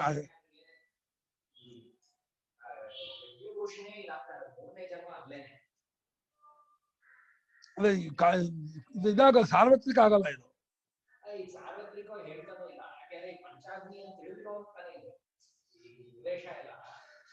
ಅಲ್ಲ, ಸಂಪತ್ತಿ ಕರ್ಮ ಪಂಚಾಗ್ನಿ ತಿಳಿಸಬೇಕು ಅಂತಿಲ್ಲ. ಸಂಪತ್ತಿ ಕರ್ಮ ಇಲ್ಲ ಇದಿದೆಯಲ್ಲ. ಅಲ್ಲ, ಇದ್ರಲ್ಲಿ ಪ್ರಶ್ನೋಪನಿಷತ್ತಿನಲ್ಲಿ ಅಗ್ನಿಮಾತೆಗೆ ಮನುಷ್ಯ ಇದರಲ್ಲೇ ಹೋಗ್ತಾನೆ, ಬ್ರಾಹ್ಮಣ ಹೋಗ್ತಾನೆ, ನಿಜಾಗ್ನಿ ಅಲ್ಲ, ನೇರಾಗಿ ಹುಟ್ಟಬೇಕು. ಅಲ್ಲ, ಇದ್ರಬೇಕಾಗುತ್ತೆ. ಅವನು ಅಕಸ್ಮಾತ್ ಕರ್ಮಯೋಗ ಮಾಡಿದ್ರೆ ಅವನು ಪುಣ್ಯಲೋಕ ಬರೋ ಹಾಗಿಲ್ಲ. ಕರ್ಮಯೋಗ ಪ್ರಕಾರವಾಗಿ ಮತ್ತೆ 6ನೇ ಅಧ್ಯಾಯದಾಗೆ ಯೋಗ ಭ್ರಷ್ಟನಾಗಿ ಇಲ್ಲೇ ಹುಟ್ಟಬೇಕು, ತತ್ವಜ್ಞಾನ ಇರಬೇಕು. ಮುಟ್ಕೋಬೇಕು ಅಷ್ಟೇ. ಉಪಾಸನಾ ಕರ್ಮ ಮಾಡಿ ಉತ್ತಮ ಲೋಕಕ್ಕೆ ಹೋಗೋರು ಕೇಳಿಸ್ತಿಲ್ವಾ? ನಿಮ್ಗೆ ಕೇಳಿಸ್ತಿಲ್ವಂತೆ. ಅದು ಕೊಡಿ. ಅಯ್ಯೋ, ಅವ್ರು ಒಪ್ಪೋದೇ ಇಲ್ಲ. ನಿಮ್ಮ ಇದೇ ಬೇರೆ, ನಮ್ದೇ ಬೇರೆ. ಕಿರಣನೇ ಹೇಳ್ಬೇಕು ಅವ್ರಿಗೆ. ಅನುಪಮ ಕಿರಣ ಹೌದು ನಿಮ್ಮ ನಾ ನಿಮ್ ಪಕ್ಷ ಹೇಳಿದ್ರೆ ಇಲ್ಲ ಅಲ್ಲ ಇಲ್ಲಿ 3ನೇ ಜನ್ಮದ್ದು ಭಾಷ್ಯ ಭಾಗ 74ರಲ್ಲಿ ಅಯಮೇವ ಅವಿದ್ಯಾ ಕಾಮ ಕರ್ಮಾಭಿಮಾನವಾನ್ ಯಜ್ಞಾದಿ ಕರ್ಮ ಕೃತ್ವ ಅಸ್ಮಾಲ್ಲೋಕ ಧೂಮಾದಿ ಕ್ರಮೇಣ ಚಂದ್ರಮ ಸಂಪ್ರಾಪ್ಯ ಕ್ಷೀಣಕರ್ಮ ವೃಷ್ಟಿಯಾದಿ ಕ್ರಮೇಣ ಅಂತ ಹಾಕಿದ್ದಾರೆ. ಈ ಪಂಚಾಗ್ನಿ ವಿದ್ಯೆ ಸೈಕಲ್ ಅಲ್ಲಿ ಬರದೇನೆ ಕರ್ಮಿ ಇಲ್ಲ ಕರ್ಮದ ಜೊತೆ ಉಪಾಸನೆ ಮಾಡೋನು. ಸೊ ಕರ್ಮದ ಜೊತೆ ಉಪಾಸನೆ ಮಾಡೋನು ದೇವಲೋಕಕ್ಕೆ ಹೋಗ್ತಾನೆ, ಬರೀ ಕರ್ಮಿ ಆದವನು ಪಿತೃಲೋಕಕ್ಕೆ ಹೋಗಿ ಬರ್ತಾನೆ. ಇಲ್ಲಿ ಬಲುಮಟ್ಟಿಗೆ ಭಾಷ್ಯಕಾರರ ಅಭಿಪ್ರಾಯ ಸಂಪ್ರತಿ ಕರ್ಮಾನು ಹೇಳ್ತಿರೋದ್ರಿಂದ ಕರ್ಮೋಪಾಸಕನನ್ನೇ ಹೇಳ್ತಾ ಇರೋದು. ಅವನಿಗೆ ಈ ಪಂಚಾಗ್ನಿ ವಿದ್ಯೆ ಆಗೋದು. ಅಲ್ಲಿ 3ನೇ ಜನ್ಮ ಅವನು ದೇವತಾ ಜನ್ಮ, ಪಿತೃಲೋಕದಲ್ಲೋ ದೇವಲೋಕದಲ್ಲೋ ಒಂದು ಉಪಾಧಿನಲ್ಲಿ ತೋರ್ಕೋತಾನಲ್ಲ, ಅದೇ ಅವ್ನ್ 3ನೇ ಜನ್ಮ. ಅವಾಗ ಹೊಂದತ್ತೆ. ಇದೇ ಹೋದ್ರೆ ಮತ್ತೆ ಮನುಷ್ಯನಾಗ ಹುಟ್ಟುತ್ತಾನೆ ಅಂತ ತಗೊಂಡ್ಬಿಟ್ರೆ ಅದು ಹಿಂದಿನ ಪ್ರೊಸೀಜರ್ ಆಗ್ಬಿಡುತ್ತೆ. ಹಿಂದೆ ಮಗು ಹುಟ್ಟೋದಕ್ಕೆ ಅವನೇ ವೃಷ್ಟಾದಿ ಕ್ರಮದಿಂದ ಬಂದು ಅನ್ನವಾಗಿ ತಂದೆ ಒಳಗೆ ಹೋಗಿ ರೇತರೂಪವಾಗಿ ತಾಯಿಯಲ್ಲಿ ಹೋಗಿದ್ದು 1ನೇ ಜನ್ಮ, ತಾಯಿಯಿಂದ ಕುಮಾರ ರೂಪದಲ್ಲಿ ಬಂದಿದ್ದು 2ನೇ ಜನ್ಮ, ಮತ್ತೆ ಅದೇ ರೀತಿ ರೇತರೂಪದಿಂದ ತಾಯಿಗೆ ಹೋಗೋದು. ನನಗೆ ಅಷ್ಟು ನಾಲೆಡ್ಜ್ ಇಲ್ಲ, ಅದೆಲ್ಲ ಕಿರಣ್ ಅವ್ರ ಅಷ್ಟು ಗೊತ್ತಿಲ್ಲ. ಆದ್ರೆ ನನಗೇನ್ ಕನ್ಫ್ಯೂಷನ್ ಅದು ಹುಟ್ಬೋದು ಅಥವಾ ದೇವಲೋಕದಲ್ಲಾದ್ರೂ ಹುಟ್ಬೋದು. 3ನೇ ಜನ್ಮ ಆಯ್ತು ಅಷ್ಟೇ ಅಲ್ವಾ? ಹಂಗ ತಗೊಳಕ್ ಆಗಲ್ವಾ? ಹಂಗಲ್ಲ, ಮನುಷ್ಯ ಜನ್ಮ ಆದ್ರೆ ಹಿಂದಿಂದ ಪ್ರೊಸೀಜರ್ ಆಗ್ಬಿಡುತ್ತೆ. ಮನುಷ್ಯ ಜನ್ಮ ಆಗ್ಬೇಕಾದ್ರೆ ಅನ್ನೋ ರೂಪದಿಂದ ರೇತಸ್ಸಾಗಿ ತಾಯಿ ಹೊಟ್ಟೆ ಹೋಗಿರೋದೇ ಆಗುತ್ತೆ. ಅದೇನ್ ಮಿಕ್ಕಿರೋ ಜನ್ಮಕ್ಕೂ ಅಷ್ಟೇ. ಸ್ವರ್ಗಲೋಕಕ್ಕೆ ಹೋದ್ರೆ ಮಾತ್ರ ಬೇರೆ ಲೆಕ್ಕ. ಆನಿಮಲ್ ಆದ್ರೂ ಅಷ್ಟೇ ಲೆಕ್ಕ ಅಲ್ಲ? ಅದು ಆನಿಮಲ್ ತಿಂದೆ ಮತ್ತೆ ಸೇಮ್ ಪ್ರೊಸೀಜರ್, ರೀಪ್ರೊಡಕ್ಷನ್ ಆಗುತ್ತೆ ಅಲ್ವಾ? ಮತ್ತೆ ದೇವಲೋಕದಲ್ಲಿ ಈ ತರ ಪ್ರೊಡಕ್ಷನ್ ಇಲ್ಲ. ಅಲ್ಲಿ ಮೈಸೂರು ಸಂಬಂಧ ಇಲ್ಲ, ಅಲ್ಲಿ ಈ ಗ್ರಾಮ್ಯ ಧರ್ಮ ಇಲ್ಲ ಅಲ್ಲಿ. ಹಾಗಾಗಿ ಅಲ್ಲಿ ತೇಜೋಮಯ ಇಲ್ಲ. ಹಾಗಾಗಿ ಅದನ್ನ ಇಟ್ಕೊಂಡ್ರೆ 3ನೇದು ಹೊಂದತ್ತೆ. ಪಿತಾಪುತ್ರೆಯೋ ಏಕತ್ವ, ತಂದೆ ಮಗನಿಗೆ ಏಕತ್ವ ಇರೋದ್ರಿಂದ ಈ ತಂದೆ ಹೋಗಿ ಹುಟ್ಟೋದು ಮಗ ಸತ್ ಹುಟ್ಟೋದು ಅದ್ರಲ್ಲಿ ಏನ್ ವ್ಯತ್ಯಾಸ ಇಲ್ಲ. ತೆಗಿಬೇಕಾ? ಅವ್ರು ಕೇಳಿದ್ರು ನಾಗರಾಜ್. ಮಲ್ಲಿಕಮ್ಮ ಅಲ್ಲ, ತೆಗಿಬೇಕು. ಅಲ್ಲಿಂದ ಮುಂದಿನ ಜನ್ಮಗಳು ಲೆಕ್ಕಕ್ಕೆ ಬರುತ್ತಲ್ಲ, ಅದು ಇದೇ ಚೈನ್ ನಲ್ಲಿ ಅದೆಲ್ಲ ಈ ಮೂರಲ್ಲೇ ಅಡ್ಕಾಗ್ಬಿಡುತ್ತೆ. ಮುಂದಿನ ಜನ್ಮ ಎಲ್ಲ ಮೂರಲ್ಲೇ ಅಡ್ಕಾಗುತ್ತೆ. ಮತ್ತೆ ಪಿತೃಲೋಕದಿಂದ ಮನುಷ್ಯನಾಗ ಹುಟ್ಟಿದ್ರೆ, ಮನುಷ್ಯನಾಗ ಬಂದ್ರೆ ಅದು ಇದೇ ರೀತಿ ಜನ್ಮ. ಮೊದಲೇ ಜನ್ಮವೇ. ಪಿತೃಲೋಕದಿಂದ ವೃಷ್ಟಿ ದ್ವಾರ ಕೆಳಗ್ ಬಂದು ಅನ್ನವಾಗಿ ಹುಟ್ಟಿ, ಅನ್ನದಿಂದ ತಂದೆ ಹೋಗಿ, ತಂದೆಯಿಂದ ತಾಯಿಗೆ ಹೋಗಿಯೇ ಬರ್ಬೇಕು ಅವನು. ಈಗ ಈಗ ಮೂರನೇದ್ರಲ್ಲೂ ಅದೇ ರೀತಿನೇ ಆಗುತ್ತೆ. ಸಂಪತ್ತಿ ಕರ್ಮ, ಅದು ಅವನು ಮಾಡುವಂತ ಕರ್ಮವನ್ನೆಲ್ಲ ತಗೊಂಡ್ರು ಕೂಡ ಅಲ್ಲ, ಮೂರನೇ ಜನ್ಮ ಪಿತೃಲೋಕದಲ್ಲಿ ದೇವಲೋಕದಲ್ಲಿ ಹುಟ್ಟುವಾಗ ತಾಯಿ ಗರ್ಭವಾಸ ಇಲ್ಲ, ನೇರವಾಗಿ ದೇವತಾ ಜನ್ಮ ತಗೊಂಡ್ಬಿಡ್ತಾರೆ, ನೇರವಾಗಿ ಪಿತೃ ಜನ್ಮ ಬಂದ್ಬಿಡ್ತಾರೆ. ಅಲ್ಲಿ ಗರ್ಭವಾಸಾದಿಗಳು ಬರೋದೇ ಇಲ್ಲ. ಅಲ್ಲ, ಆ ಜನ್ಮದ ಲೆಕ್ಕನೇ ತಗೊಳ್ಬಾರ್ದು. ಈ ಲೋಕದಲ್ಲಿ ಆಗುತ್ತೆ ಅನ್ನೋಂಥ ರೀತಿಯಲ್ಲಿ ಹೇಳಿದ್ದಾರೆ. ಜನ್ಮ ಅಂದ್ರೆ ಇಲ್ಲೇ, ಹಾಗಿಲ್ಲದೆ ಇದ್ರೆ ಯಾವ ಚೈನ್ ಆದ್ರೂ ಅದೇ ಚೈನ್ ನಲ್ಲೇ ಹುಟ್ತಾನೆ. ಅಲ್ಲ, ಮೂರಾಗೋದೇ ಇಲ್ಲ ಇಲ್ಲೇ ಆದ್ರೆ. ಇಲ್ಲೇ ಆದ್ರೆ ಮೂರಾಗಿದೆ ಅಂತ ಹೇಳಿರೋದ್ರಿಂದ ಮೂರು ಹೊಂದಿಸ್ತಾ ಇದೀರಿ. ಹೊಂದಿಸ್ಬೇಕು. ನಾವೇನ್ ಹೇಳ್ತಾ ಇದೀವಿ, ಜನ್ಮ ಅವನ್ ಜನ್ಮ ಕಂಟಿನ್ಯೂಸ್ 84 ಕೋಟಿ ಜನ್ಮದಲ್ಲೂ ಬರ್ತಾನೆ, ಎಲ್ಲಿವರೆಗೂ ಜ್ಞಾನ ಆಗಿ ಮುಕ್ತಿ ಪಡೆಯೋವರೆಗೂ. ಸರಿ, ಅದು ಬೇರೆ ವಿಚಾರ. ಇಲ್ಲಿ ಬೇರೆ ವಿಚಾರ. ಈ ಕೇಸಲ್ಲಿ ದೇವತಾ ಲೋಕಕ್ಕೆ ಹೋಗಿ ಅಲ್ಲಿ ಹುಟ್ಟುತ್ತಾನೆ ಅನ್ನೋದು ನಮ್ ಲೋಕಕ್ಕೆ ಸಂಬಂಧಪಟ್ಟಿದ್ದೇ ಅಲ್ಲ, ಅಲ್ಲಲ್ಲ, ಭೂಲೋಕದಲ್ವೇ ಅಲ್ಲ. ಮೂರನ್ನು ಭೂಲೋಕದಲ್ಲೇ ಅಜ್ಞಾನಿ, ಅಲ್ಲಿ ಅಜ್ಞಾನಿ ಆಗಿದಾನೋ ಬಿಟ್ಟಿದಾನೋ, ಅವ್ನ್ ಮುಂದುವರಿಸ್ಕೊಂಡು ಹೋಗ್ತಾನೋ ಇಲ್ವೋ ನಮ್ಗೇನು ಗೊತ್ತಿಲ್ಲ, ಶಾಸ್ತ್ರವೂ ಏನು ಹೇಳಲ್ಲ. ಕರೆಕ್ಟ್. ಆದ್ರೆ ಮೂರನೇ ಜನ್ಮ ಹೊಂದಿಸ್ಬೇಕಲ್ಲ. ತೃತೀಯ ಜನ್ಮ ಹೇಳಿದ್ರೆ ತೃತೀಯ ಜನ್ಮ ಹೆಂಗ್ ಹೊಂದಿಸ್ತೀರಾ? ಅಪ್ಪನ್ ಬಗ್ಗೆ ಹೇಳ್ತಾ ಇದಾರಲ್ಲ ಗುರುಗಳೇ, ಅಪ್ಪಂದು ಫಸ್ಟ್ ಒಂದೊಂದ್ ಲೆಕ್ಕ ಹೇಳ್ತಾ ಇದಾರೆ. ಸೊ ಅದು ಹೊಂದುತ್ತೆ, ನನಗೂ ಹೊಂದುತ್ತಾ ಇದೆ. ಅಲ್ಲ, ಅಪ್ಪಂದೆಲ್ಲ ಅಪ್ಪ ಮಗನೇ ಹುಟ್ಟೋದು ಒಂದು, ಮಗ ಅಪ್ಪ ತಾಯಿ ಗರ್ಭದಲ್ಲಿ ಹೋಗೋದು ಒಂದು, ಮಗನ ಹುಟ್ಟೋದು ಎರಡು, ಮೂರಾಗೋದಿಲ್ಲ ಅಲ್ಲೇ. ಅವಲ್ಲ, ಅವನು ಮೊದಲು ಹುಟ್ಟಿರ್ತಾನ. ತಿರ್ಯಂಗ್ ನರಸ್ಥಾನೇಶು ಅಂತ. ಅಲ್ಲ, ಅದ್ರ ಅರ್ಥ ಹೇಳಿದೆ. ಸಂಸ್ಕೃತ ಜನ್ಮ ಆಗ್ಲಿ, ಪ್ರಾಣಿ ಜನ್ಮ ಆಗ್ಲಿ, ಅಡ್ಡಲಾಗಿ ಇಲ್ಲ ಪಿಶಾಚಿ ಜನ್ಮ ಆಗ್ಲಿ, ನರ ಜನ್ಮ ಆಗ್ಲಿ, ಎಲ್ಲವೂ ಒಂದೊಂದ್ ಜನ್ಮನೇ. ಅವೆಲ್ಲ ಲೋಕದಲ್ಲೇ ಬಿದ್ದಿರೋದು, ಸಂಸಾರ ಕ್ಷೇತ್ರದಲ್ಲೇ ಇರೋದು, ಅದು ಎಲ್ಲ ಒಂದೊಂದ್ ಜನ್ಮನೇ. ನೀವು ಉತ್ತಮ ಕರ್ಮ ಮಾಡಿದ್ರೆ ಅದೇ ನಿಮ್ ಮೂರನೇ ಜನ್ಮ. ಇಲ್ಲಿ ಶಾಸ್ತ್ರೀಯ ಪುರುಷನ ವಿಚಾರ ನಡೀತಾ ಇರೋದು. ಸಂಪ್ರತಿ ಅವನು ದೇವಲೋಕಕ್ಕೆ ಹೋದ್ರು ಕೂಡ ಅಲ್ಲೂ ಕೂಡ ಅದು ಜನ್ಮವೇ ತಾನೆ. ಅದು ಕೂಡ ದೇವತಾ ಜನ್ಮ ಅಂದ್ರೆ ಅಲ್ಲೇನ್ ಸಾಕ್ಷಾತ್ಕಾರ ಇಲ್ಲ. ಅದು ಈ ತರ ಅಲ್ಲಲ್ಲ, ಅದಕ್ಕೆ ಅಲ್ಲಿ ರೇತ ಸಂಬಂಧ, ತಾಯಿ ಗರ್ಭವಾಸ ಇಲ್ವಲ್ಲ. ಅಲ್ಲ, ಅಮ್ಮಯ್ಯ ಸರ್ ತೇಜೋಮಿ ಶರೀರ. ಅಲ್ಲ, ಅವಸ್ಥಾಭಿ ವ್ಯಕ್ತಿತ್ರಯೇನ ಜನ್ಮ ಮರಣ ಪ್ರಬಂಧಾರೂಢ ಸರ್ವೋಲೋಕ. ಆಯ್ತಮ್ಮ, ಪಿತಾಪುತ್ರ್ಯೋ ಏಕತ್ವ ಆಯ್ತಲ್ಲ. ಏವಂ ಸಂಸಾರಂ ಅವಸ್ಥಾಭಿ ವ್ಯಕ್ತಿತ್ರಯೇನ ಜನ್ಮ ಮರಣ ಪ್ರಬಂಧಾರೂಢ ಸರ್ವೋಲೋಕ ಸಂಸಾರ ಸಮುದ್ರೇ ನಿಪತಿತಃ ಕಥಂಚಿತ್ ಯಥಾ ಶುದ್ಧೋಕ್ತಂ ಆತ್ಮಾನಂ ವಿಜಾನಾತಿ ಯಸ್ಯಾಂ ಕಸ್ಯಾಂಚಿದ್ ಅವಸ್ಥಾಯಾಂ ತದೈವ ಮುಕ್ತ ಸರ್ವ ಸಂಸಾರ ಬಂಧನಃ ಕೃತಕೃತ್ಯೋ ಭವತಿ ಇತ್ಯೇತದ್ ವಸ್ತು ತದ್ ಋಷಿಣಾ ಮಂತ್ರೇಣಾಪಿ ಮುಕ್ತಮಿತ್ಯಾಹ. ಇದಕ್ಕೆ ಈ ಸಂಸಾರ ವರ್ಣನೆ ಮಾಡಿದ್ದು.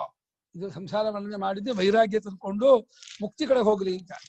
ಈ ರೀತಿ ಸಂಸಾರವನ್ನೆಲ್ಲ ಸುತ್ತಾ ಸಂಸಾರ ಒಂದಲ್ಲ ಒಂದು ದೇವತಾ ಜನ್ಮ, ಪಿತೃಲೋಕ ಜನ್ಮ, ಮನುಷ್ಯ ಜನ್ಮ, ಪ್ರಾಣಿ ಜನ್ಮ, ಪಶು, ಏನೋ ಜನ್ಮ ತಗೊಳ್ತಾ ಅವಸ್ಥೆಗಳನ್ನ ತೋರ್ಕೊಳ್ಳೋದು, ಅಭಿವ್ಯಕ್ತವಾಗೋದು. ಅದು ತೋರ್ಕೊಳ್ಳುತ್ತಾ ಜನ್ಮ ಮರಣ ಅನ್ನೋದು ಒಂದು ಸಾಲು, ಪ್ರಬಂಧನ ಸಾಲು. ಜನ್ಮ ಮರಣಗಳ ಪ್ರಬಂಧನ ಹತ್ಕೊಂಡ್ಬಿಟ್ಟು ಎಲ್ಲಾ ಜನರು ಈ ಸಂಸಾರ ಅನ್ನೋ ಸಮುದ್ರ ಬಿದ್ದುಬಿಟ್ಟಿದ್ದಾರೆ. ಎಲ್ಲ ಹೋದ್ರು ಸಂಸಾರ. ನೋಡಿ, ಇವಾಗ ದೇವಲೋಕವೂ ಸಂಸಾರವೇ, ಪಿತೃಲೋಕವೂ ಸಂಸಾರವೇ, ಎಲ್ಲವೂ ಉಪಾಧಿ ಸಂಪರ್ಕವೇ, ಸಂಬಂಧವೇ ಸಂಸಾರ. ತೇಜೋಮಯ ಶರೀರ ಬರಲಿ, ಅಮ್ಮಯ ಶರೀರ ಬರಲಿ, ಪಾರ್ಥಿವ ಶರೀರ ಬರಲಿ, ಉಪಾಧಿ ಅಭಿಮಾನ, ಉಪಾಧಿ ಸಂಬಂಧ, ಶರೀರ ಸಂಬಂಧ, ಅದೇ ಸಂಸಾರ ಅನ್ಕೊಂಡು ಸಂಸಾರನಾಗಿ ಸಂಸಾರ ಸಮುದ್ರದಲ್ಲಿ ಬಿದ್ದವನಾಗಿ ಹೇಗೋ ಕಥಂಚಿತನ ವರ್ಕಿಂಗ್ ಇಲ್ಲ. ಜನ್ಮಾಂತರ ಯಾವ ಮಹಾತ್ಮ ಸೇವೆ ಮಾಡಿದ್ನೋ, ಯಾವ ಪುಣ್ಯಕರ್ಮ ಮಾಡಿದ್ನೋ, ಯಾವ ಕರ್ಮಯೋಗ ಮಾಡಿದ್ನೋ ಗೊತ್ತಿಲ್ಲ. ಯಥಾಶುತ್ಯುಕ್ತ ಆತ್ಮ, ಶ್ರುತಿಯಲ್ಲಿ ಹೇಳಿದಂತಹ ಆತ್ಮನ ಅಂದ್ರೆ ಜನ್ಮ ಮರಣಾದಿ ರಹಿತನಾದ ನಿತ್ಯ ಶುದ್ಧ ಬುದ್ಧ ಮುಕ್ತ ಸ್ವರೂಪನಾದ ಆತ್ಮನನ್ನ ತನ್ನನ್ನು ಬಿಜಾನಾತಿ, ಆತ್ಮಾನ ಬಿಜಾನಾತಿ, ತನ್ನ ಸ್ವರೂಪ ಕಲ್ಕೊಳ್ಳೋದು. ಎಷ್ಟಾಂಕ ತಿಳ್ಕೊಳ್ಳುವಾಗ ವಾಮದೇವನಂತೆ ಗರ್ಭದಲ್ಲಿ ಕಳ್ಕೋಬಹುದು, ಅಥವಾ ಜನಕಾದಿಗಳಂತೆ ಬಾಲ್ಯದಲ್ಲೇ ಕಳ್ಕೋಬಹುದು, ವಯಸ್ಸಾದ್ಮೆ ಕಳ್ಕೋಬಹುದು. ಯಾವ ಸಿತ್ವಾಸ್ಯಾಮ್ ಅಂತ ಕಾಲೇಪಿ, ಸಾಯೋ ಕಾಲದಲ್ಲಿ ಕಂಡ್ಕೊಂಡ್ರು ಸರಿ, 60-70 ಕಂಡ್ಕೊಂಡ್ರು ಸರಿ, ಉಂಟು ಎಲ್ಲಿ ಕಂಡ್ಕೊಂಡ್ರು. ಯಶಾಂಕ ಶ್ಯಾಮಸ್ಸಿಗೆ ಮನುಷ್ಯರಲ್ಲಿ ಯಾವ ವಯಸ್ಸು, ಯಾವ ಜನ್ಮದಲ್ಲಾದ್ರೂ ಸರಿ, ಯಾವ ಜನ್ಮದಲ್ಲಾದ್ರೂ ಇದನ್ನ ಕಂಡ್ಕೊಂಡ ಏನಂತ ಎಲ್ಲಾ ಸಂಸಾರ ಬಂಧನ ಕಳ್ಸ್ಕೊಂಡವನು ಅಂತ ಕಳ್ಕೊಂಡು ಆತ್ಮ ನಾನು ಕಂಡ್ಕೊಂಡ ಆಗ್ಲೇ ಮುಕ್ತರಾಗಿದ್ದಾನೆ.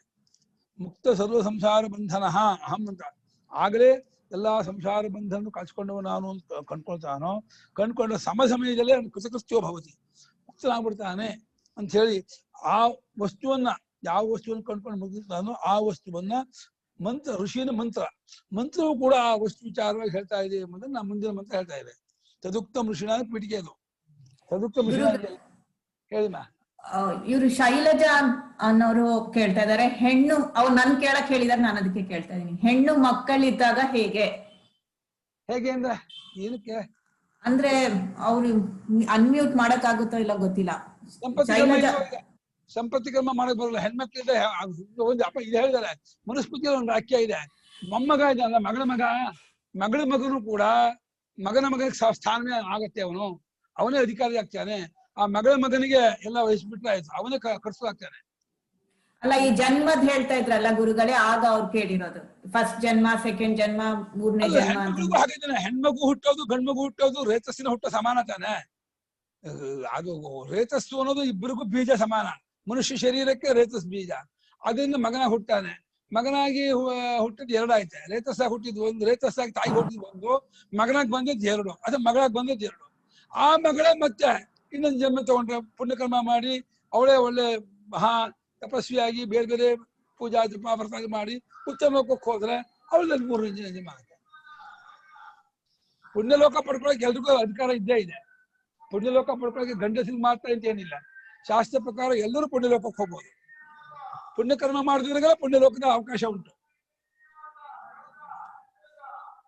ಆದ್ರೆ ಗುರುಗಳೇ ಹೇಳಿ, ಸೊ 3ನೇ ಜನ್ಮಕ್ಕೆ ಮಗಳು ಆಗಿದ್ದವಳು ಮಗನಾಗೆ ಹುಟ್ಟಬೇಕು ಮುಂದೆ? ಏನಿಲ್ಲ, ಹಾಗೇನಿಲ್ಲ. ಮಗಳು ಮಗಳಾಗಿ ಹುಟ್ಬೋದು, ಮಗಳು ದೇವತೆಯಾಗಿ ಹುಟ್ಬೋದು, ಮಗಳು ಇದಾಗಿ ಹುಟ್ಬೋದು, ಪಿತೃಯಾಗಿ ಹುಟ್ಬೋದು. ಮಗಳಿಗೆ ಪುಣ್ಯಕರ್ಮ ಯಾವ ರೀತಿ ಇದೆ ಅನ್ನೋದ್ಮೇಲೆ ಅವ್ರ ಜನ್ಮ ತೀರ್ಮಾನ ಆಗುತ್ತೆ. ಆ ಮಗಳು ಮಾಡುವ ಅನುಷ್ಠಾನ, ಆಚರಣೆ, ಜಪ, ತಪಸ್ಸು, ಪೂಜೆ, ಅವಳ ನಡವಳಿಕೆ, ದಾನ, ಧರ್ಮ ಏನೇನ್ ಮಾಡಿರ್ತಾಳೆ ಅದೆಲ್ಲ ಕಲೆಕ್ಟ್ ಆಗುತ್ತೆ. ಅದು ಜಾಸ್ತಿ ಆಯ್ತು ಪುಣ್ಯಕರ್ಮ ಅಂದ್ರೆ ಪುಣ್ಯಲೋಕ ಹೊರಟೋಗ್ತಾಳೆ. ಸೊ ಒಟ್ನಲ್ಲಿ 3ನೇ ಜನ್ಮ ಬರೋದು ಮನುಷ್ಯನಾಗಿ ಹುಟ್ಟಿದ್ರೆ ಮಾತ್ರ. ಎಲ್ಲರಿಗೂ, ಪ್ರಾಣಿಗೂ 3ನೇ ಜನ್ಮ ಬರುತ್ತೆ. ಪ್ರಾಣಿಗೂ ಅದು ತಾನು ತಂದೆಯಿಂದ ತಾಯಿ ಹೊಟ್ಟೆ ಹೋಗಿದ್ 1, ತಾನು ಕರುವಾಗಿ ಹುಟ್ಟಿದ್ 2, ಆ ಸತ್ ಮೇಲೆ ಇನ್ನೊಂದು ಜನ್ಮ ತಗೊಳ್ತಲ್ಲ. ಅದು ಸಾಮಾನ್ಯವಾಗಿ ಅದು ದೇವಲೋಕಕ್ಕೆ ಹೋಗಿದ್ ಲೋಕಕ್ಕೆ ಹೋಗುತ್ತೆ ಅಂತ ಹೇಳಲ್ಲ. ಹಾಗಾಗಿ ಅದಕ್ಕೆ 3ನೇ ಜನ್ಮದ ವಿಚಾರ ಬರೋಲ್ಲ, ಮನುಷ್ಯನಿಗೆ ಬರೋ ವಿಚಾರ. ಆಪ್ಷನ್ ಜಾಸ್ತಿ. ಯಾಕಮ್ಮ ಆಗ್ಬೋದು, ಶಾಸ್ತ್ರೀಯ ಪುರುಷನ ಮಾಡ್ಕೋಬೇಕು. ಮದುವೆ ಆಗ್ಬೇಕಾಗಿ ಮದುವೆ ಆಗ್ಬಿಟ್ಟಿದೆಯಪ್ಪ, ಇವಾಗ ಏನ್ ಮಾಡ್ಬೇಕಾಗಲ್ಲ.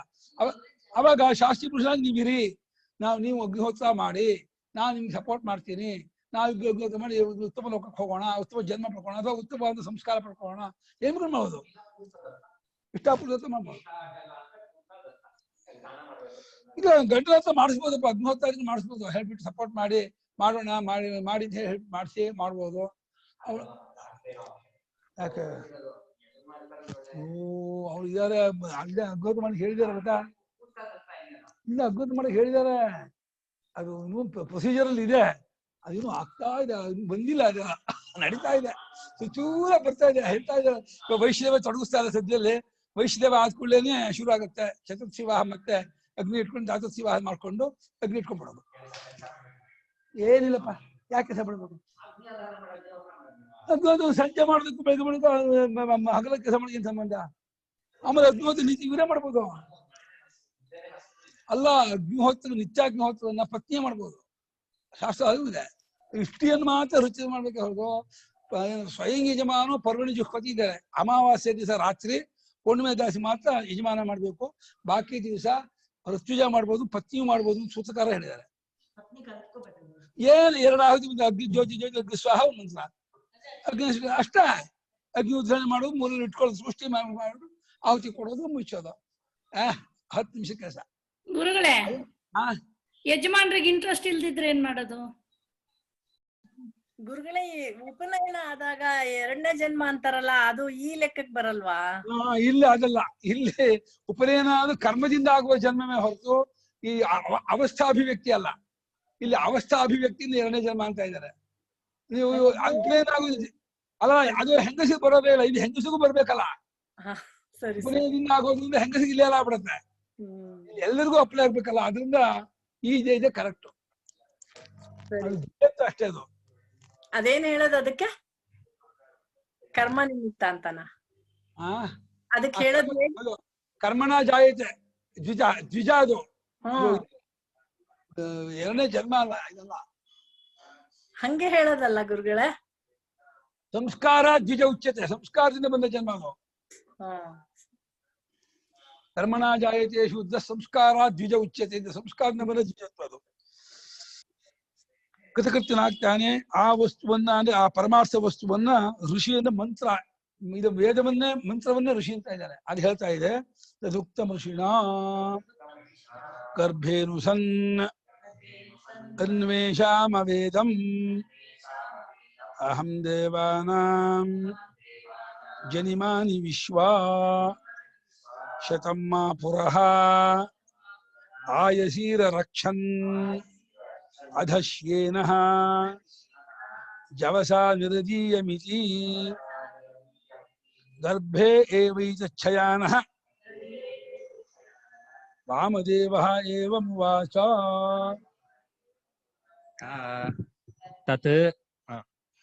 ತದುಕ್ತಂ ಋಷಿಣಾ ಗರ್ಭೇನು ಸನ್ನನ್ವೇಷಾಮವೇದಂ ಅಹಂ ದೇವಾನಾಂ ಜನಿಮಾನಿ ವಿಶ್ವಾ ಶತಂ ಮಾ ಪುರಾಯಸೀರ ರಕ್ಷನ್ ಅಧಶ್ಯೇನೋ ಜವಸಾ ನಿರದೀಯಮಿತಿ ಗರ್ಭ ಏವ ಏತಚ್ಛಯಾನೋ ವಾಮದೇವ ಏವಮುವಾಚ. ತತ್ ಉಕ್ತಂ ಋಷಿಣಾ ಗರ್ಭೇ ನು ಸನ್ ಅನ್ವೇಷಾಂ ಅವೇದಂ ಅಹಂ ದೇವಾನಾಂ ಜನಿಮಾನಿ ಸನ್ ಅನ್ವೇಷಾಂ ಅಹಂ ಅವೇದಂ ಅಹಂ ದೇವಾನಾಂ ಜನಿಮಾನಿ ವಿಶ್ವಾ ಶತಂ ಮಾ ಪುರಃ ಆಯಸೀಹಿ ಅರಕ್ಷನ್ ಅಧಃ ಶ್ಯೇನಃ ಜವಸಾ ನಿರದೀಯಂ ಇತಿ ಗರ್ಭೆ ಏವ ಏತತ್ ಶಯಾನಃ ವಾಮದೇವಃ ಏವಂ ಉವಾಚ. 2 ನೂ ಆಯ್ತಲ್ವಾ? ಗರ್ಭೇನು ಒಂದು, ಸಣ್ಣ ನೂ ಅದು. ನೂ ಇತಿ ವಿತರ್ಕೆ ಎಂದರೆ ಗರ್ಭೇನು ಸನ್ ಅನ್ವೇಷ ಅಂಬುದು ಆಗುತ್ತೆ. ನೂ ಬೇಕಿಲ್ಲ ಅಲ್ಲಿ. ಹೌದು, ಅಲ್ಲಿ ನೂ ಬೇಕೇ ಇಲ್ಲ. ಇಲ್ಲಿ ಈ ನೂಯೇ ಇದೆಯಲ್ಲ. ಗರ್ಭೇನು ಸನ್ ಅನ್ವೇಷ. ಹೌದು, ವೇದ ಮಂತ್ರದಿಂದ ಆ ವಿಚಾರವನ್ನು ಹೇಳಲ್ಪಟ್ಟಿದೆ. ಗರ್ಭೇನು ಸಣ್ಣ, ಗರ್ಭದಲ್ಲಿಯೇ ಇರುವಾಗಲೇ ನೂನು ಬಿತರ್ಕೆ ಸಂಭಾವನೆ. ಏನಪ್ಪ ಅದು? ಗರ್ಭದಲ್ಲಿದ್ದಾಗಲೇನೆ ವಾಮದೇವ ಅನ್ಕೋತಾನೆ, ಯೇಷಾಂ ದೇವಾನಾಂ ಅಹಂ ಜನಿಮಾನಿ ವಿಶ್ವಾನಿ ಜನ್ಮಾನಿ. ವಿಶ್ವಾನಿ ಈ ಎಲ್ಲಾ ದೇವತೆಗಳ ಜನ್ಮವನ್ನು ಕೂಡ ನಾನು ಗರ್ಭದಲ್ಲಿದ್ದಾಗಲೇನೆ ನಾನು ಕಂಡುಕೊಂಡವನಾಗಿದ್ದೀನಿ. ಇವರೆಲ್ಲಾ ಹುಟ್ಟಿಗೂ ಏನ್ ಕಾರಣ ನನಗೆ ಗರ್ಭದಲ್ಲಿದ್ದಾಗಲೇ ಗೊತ್ತಾಯ್ತು ಅಂತ ಇದ್ದಾನೆ. ಯಾವ ಪರಮಾತ್ಮನಿಂದಲೇ ಈ ಎಲ್ಲಾ ದೇವತೆಗಳು ಉಂಟಾಗಿದ್ದಾರೋ ಆ ಪರಮಾತ್ಮನೇ ನಾನಾಗಿದ್ದೀನಿ ಅಂತ ಹೇಳಿ. ಯೇಷಾಂ ದೇವಾನಾಂ ಅಹಂ ವೇದ ಅಂತ. ಜನಿಮಾನಿನ ಜನ್ಮಾನಿ, ವಿಶ್ವ ಅಂದ್ರೆ ವಿಶ್ವಾನಿ. ವಿಶ್ವಾನಿ ಜನ್ಮಾನಿ, ಗರ್ಭದಲ್ಲೇ ಇದ್ದುಕೊಂಡು ಅಲ್ವೇ ದೇವ ಜನ್ಮವನ್ನು ನಾನು ತಿಳಿದುಕೊಂಡಿರುತ್ತೇನೆ. ವೇದ ಅಂತ. ಅವೇದಂ ಅವೇದಮನ್ನು ಕಂಡುಕೊಂಡಿರುತ್ತೇನೆ. ಅಹಂ ಅವೇದಂ, ನಾನು ಕಂಡುಕೊಂಡಿರುತ್ತೇನೆ. ಅಷ್ಟೇ ಅಲ್ಲ, ಮಾ ನನ್ನನ್ನ ಶತಂ ಪುರಃ 100 ಪಟ್ಟಣಗಳು. ಒಂದು ಜನ್ಮ ಅಲ್ಲ, ಒಂದೊಂದು ಜನ್ಮದಲ್ಲೂ ಒಂದೊಂದು ಪಟ್ಟಣ. ಒಂದು ಪಟ್ಟಣ ಅಂದ್ರೆ ಶರೀರವನ್ನೇ ಪಟ್ಟಣ ಅಂತ ಇದ್ದಾರೆ. ಅದು ಆಯಸಿಹಿ, ಕಬ್ಬಿಣದ ಪಟ್ಟಣ, ಒಡೆಯೋಕ್ಕಾಗಲ್ಲ ಅಂತ. ದೇಹಾಭಿಮಾನ ಎಷ್ಟು ಕಷ್ಟ ಅಂತಂದ್ರೆ ಏನ್ ಮಾಡಿದ್ರು ಬಿಟ್ಕೊಳಕ್ಕೆ ಆಗಲ್ಲ. ಅಭಿಮಾನವನ್ನೇ, ಅಭಿಮಾನದಿಂದ ಕೂಡಿದ ದೇಹವನ್ನ ಆಯಸಿ ಅಂತ ಇದ್ದಾರೆ. ಕಬ್ಬಿಣದ ದೇಹ ಇದು. ಕಬ್ಬಿಣದ ದೇಹ ಅಂದ್ರೆ ಅಷ್ಟು ಸುಲಭ ಬಿಟ್ಕೊಳಕ್ಕಾಗಲ್ಲ ನನಗೆ. ಈ ಹೇಳ್ದು ಕಬ್ಬಿಣದ ಕೇಜು. ಯಾಕೆಂದ್ರೆ ಸುಲಭವಾಗಿ ಬಿಟ್ಕೊಂಡು ಹೊರಗೆ ಬಂದ್ಬಿಟ್ಟೆ. ಸಣ್ಣ ಪೇಪರ್ ಇನ್ನೊಂದು ಹೋಗ್ಬಿಟ್ಟು ಹೊರಗೆ ಬಂದ್ಬಿಟ್ಟೆ ಹೊರಕ್ಕೆ ಅನ್ಬೋದಾಯ್ತು. ಹಂಗೆ ನೀ ಹೇಳಿದ ಅಭಿಮಾನ ಇಟ್ಕೊಂಡೆ ಅದು ಕಬ್ಬಣ ಅಂತ ಹೇಳ್ತಾ ಇರೋದು. ಅಭಿಮಾನ ಕೂಡಿದ್ದ ಕಬ್ಬಣದಂತೆ ಇರತಕ್ಕಂತಹ 100 ಪಟ್ಟಣಗಳು ನನ್ನ ಇಷ್ಟು ದಿವಸ ಕಾಪಾಡ್ಕೊಂಡಿದ್ವು, ಹೋಗಕ್ ಬಿಡದಾಗೆ ಕಾಪಾಡ್ಕೊಂಡಿದ್ವು. ಈಗ ಅಧ ಅಂದ್ರೆ ಅಥ ಅಂತ ಅರ್ಥ.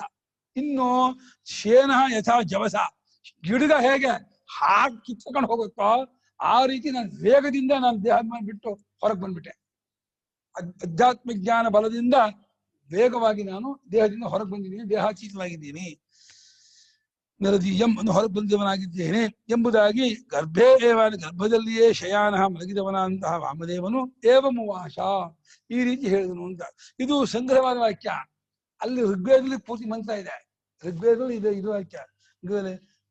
ಏನೋ ಋಗ್ವೇದದಲ್ಲಿ ಅಹಂ ರುದ್ರೇ ಭರ್ವಸುಭಿಶ್ಚರಾಮ್ಯಹಮಾದಿತ್ಯೈ ಮಮದೇವ ಗರ್ಭದಲ್ಲೇ ಹೇಳ್ಕೊಂಡ ಮಂತ್ರ ಅದು. ಅಷ್ಟು ಅದನ್ನ ಈ ಉಪನಿಷತ್ತು ಮಾಡಿದ್ರೆ ಅಬ್ರಿಡ್ಜ್ ಮಾಡಿ ಒಂದು ಸಣ್ಣ ಶ್ಲೋಕದ ಹೇಳಿಸ್ತಾ ಇದೆ. ಅದು ದೇವಿ ಸೂಕ್ತ, ಅಂಬ್ರಣಿ ಸೂಕ್ತನ ದೇವಿ ಸೂಕ್ತನ. ಅಹಂ ರುದ್ರೇ ಭರ್ವಸುಭಿಶ್ಚರ ವಾಮದೇವನೇ ಅದ, ವಾಮದೇವ ಋಷಿ. ಅದಕ್ಕೆ ದೇವಿ ಸೂಕ್ತ ಹಂಗಾಗುತ್ತೆ, ಸಾಧ್ಯ ಇಲ್ಲ ಪದ. ಹೌದಾ?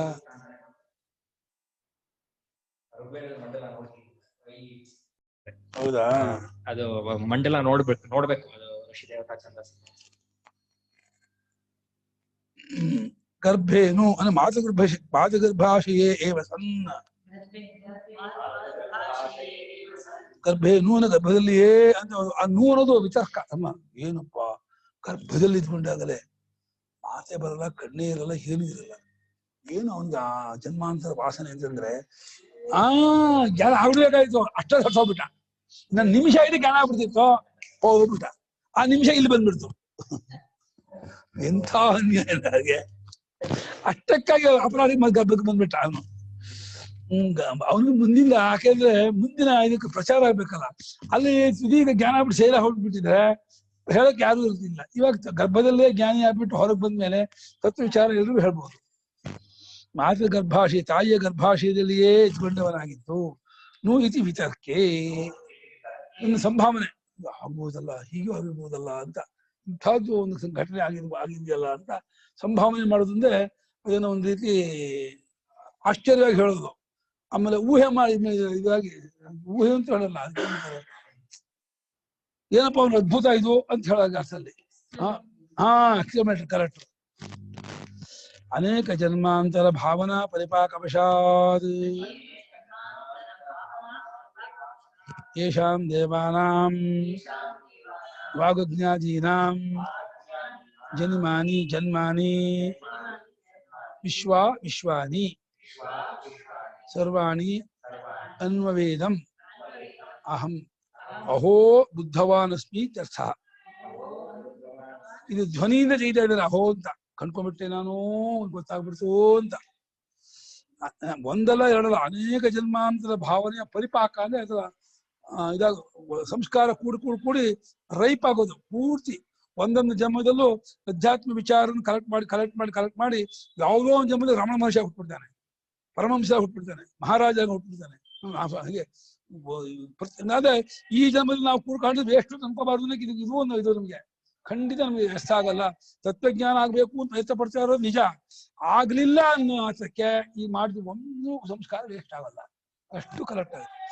ಅನೇಕ ಜನ್ಮಾಂತರಗಳಲ್ಲಿ ಮಾಡಿದ್ದಾದ ಭಾವನೆಯ ಪರಿಪಾಕಕ್ಕೆ ಅಧೀನವಾಗಿ ನಾನು ಈ ದೇವತೆಗಳ ವಾಕು ಅಗ್ನಿ ಮುಂತಾದ ಅಧ್ಯಾತ್ಮ ವಾಕು ಅಭಿಮಾನ ದೇವತೆ ಅಗ್ನಿ, ಈ ದೇವತೆಗಳ ಜನ್ಮಗಳನ್ನ ವಿಶ್ವಾನ ಎಲ್ಲ ಜನ್ಮ ಸ್ಥಿತಿ ಭಂಗ, ಅವರ ಆಗು ಹೋಗುಗಳು ವ್ಯವಹಾರ ಅಷ್ಟನ್ನು ಸರ್ವಾಣಿ ಎಲ್ಲವನ್ನು ಅನ್ವವೇದಂ ಕಂಡ್ಕೊಂಡ್ಬಿಟ್ಟಿದೀನಿ, ಗೊತ್ತಾಕೊಂಡ್ಬಿಟ್ಟಿದೀನಿ. ನೀವು ಅನ್ಬೋದು ಈಗ ಇನ್ನು ಗರ್ಭದಲ್ಲಿದ್ಯಾ, ನೀನಂತ ಅವ್ರು ಕಂಡ್ಕೊಂಡಿದ್ಯಾ ಅಂತ ಅನ್ಬೋದು.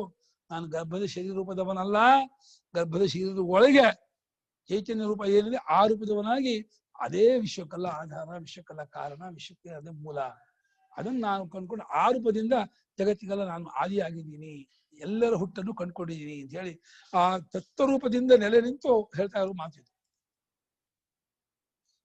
ಏನ್ ಕಂಡ್ಕೊಂಡ್ಬಿಟ್ಟೆ ಅಂತ ಹೇಳಿ ಅಹೋ ಅನ್ನೋದು ಒಂದು ಮುದ್ದಾನ. ಶತಂ ಅನೇಕಂ ಬಹ್ವ್ಯಃ ಮಾಂ ಪುರಃ ಆಯಸೀಹಿ ಆಯಸ್ಯಃ ಲೋಹಮಯ್ಯಃ ಇವ ಅಭೇದ್ಯಾನಿ ಶರೀರಾಣಿ ಇತ್ಯರ್ಥಃ ಇತ್ಯಭಿಪ್ರಾಯ. 100 ಅಂದ್ರೆ 199 100 ಅಲ್ಲ, ಲೆಕ್ಕವಿಲ್ಲದಷ್ಟು ಅರ್ಥ. ತುಂಬಾ ಶರೀರಗಳು ನನ್ನನ್ನ ಆ ಪುರಗಳು ಅಂದ್ರೆ ಪಟ್ಟಣಗಳು ಅಂದ್ರೆ ಶರೀರ ಪಟ್ಟಣಗಳು. ಆಯಸಿ ಅಂತ ಯಾಕೆ ಹೇಳ್ತಿದ್ದಾರೆ? ಬಿಟ್ಕೊಂಡ್ ಬರಕ್ ಆಗಲ್ಲ. ಕಬ್ಬಿಣದ ಕೆಜಿ ಹೇಗೆ ಹೊಡ್ಕೊಂಡ್ ಬರಕ್ಕಾಗಲ್ವೋ ಅಷ್ಟು ಕಷ್ಟ ಈ ದೇಹಾಭಿಮಾನ ಬಿಡೋದು ಅನ್ನೋಕ್ಕೋಸ್ಕರ ಲೋಹಮಯವಾಗಿರ್ತಕ್ಕದ್ದಂತೆ, ಲೋಹಮಯ ಇವ ಅಂದ್ರಲ್ಲ, ಲೋಹಮಯವಾಗಿರ್ತಕ್ಕಂಥ ಹೇಗೆ ಒಡೆಯೋಕ್ಕಾಗಲ್ವೋ ಹಾಗಿರ್ತಕ್ಕದ್ದಂತೆ ಇರುವ ಅಭೇದ್ಯವಾದ ಶರೀರನ್ನ ಇವತ್ತು ನಾನು ಹೊಡ್ಕೊಂಡ್ ಬಂದ್ಬಿಟ್ಟೆ. ಅಲ್ಲಿದ್ದ ಅದು ನೀರ್ಬಿಟ್ಟಿದ್ವಿ. ಈ ದೇಹಕ್ಕೆ ಈ ಮಗು ಶರೀರಕ್ಕೂ ಸೇರ್ಕೊಂಡಿಲ್ಲ, ಹಿಂದಿನ ಯಾವ ಶರೀರಕ್ಕೂ ಸೇರ್ಕೊಂಡವನಲ್ಲ, ನಾನು ಸ್ವತಂತ್ರವಾಗಿ ನಿತ್ಯ ಶುದ್ಧ ಬುದ್ಧ ಮುಕ್ತನಾಗಿ ಪರಮಾತ್ಮನೇ ಆಗಿದ್ದೀನಿ ಎಂಬುದಾಗಿ ಕಂಡ್ಕೊಂಡ್ಬಿಟ್ಟ. ಲೋಹಮಯೀ ಲೋಹಮಯ್ಯೋ ಲೋಹಮಯ್ಯ ಬಹುವಚನ, ಪ್ರಥಮ ಬಹುವಚನ. ಅದು ಇದಕ್ಕೆ ವಿಷಯ ತನು, ಸ್ತ್ರೀಲಿಂಗ ತನು ಶಬ್ದ, ಅದಕ್ಕೆ ವಿಶೇಷವಾದಾಗ ಲೋಹಮಯಿ ಆಗುತ್ತೆ.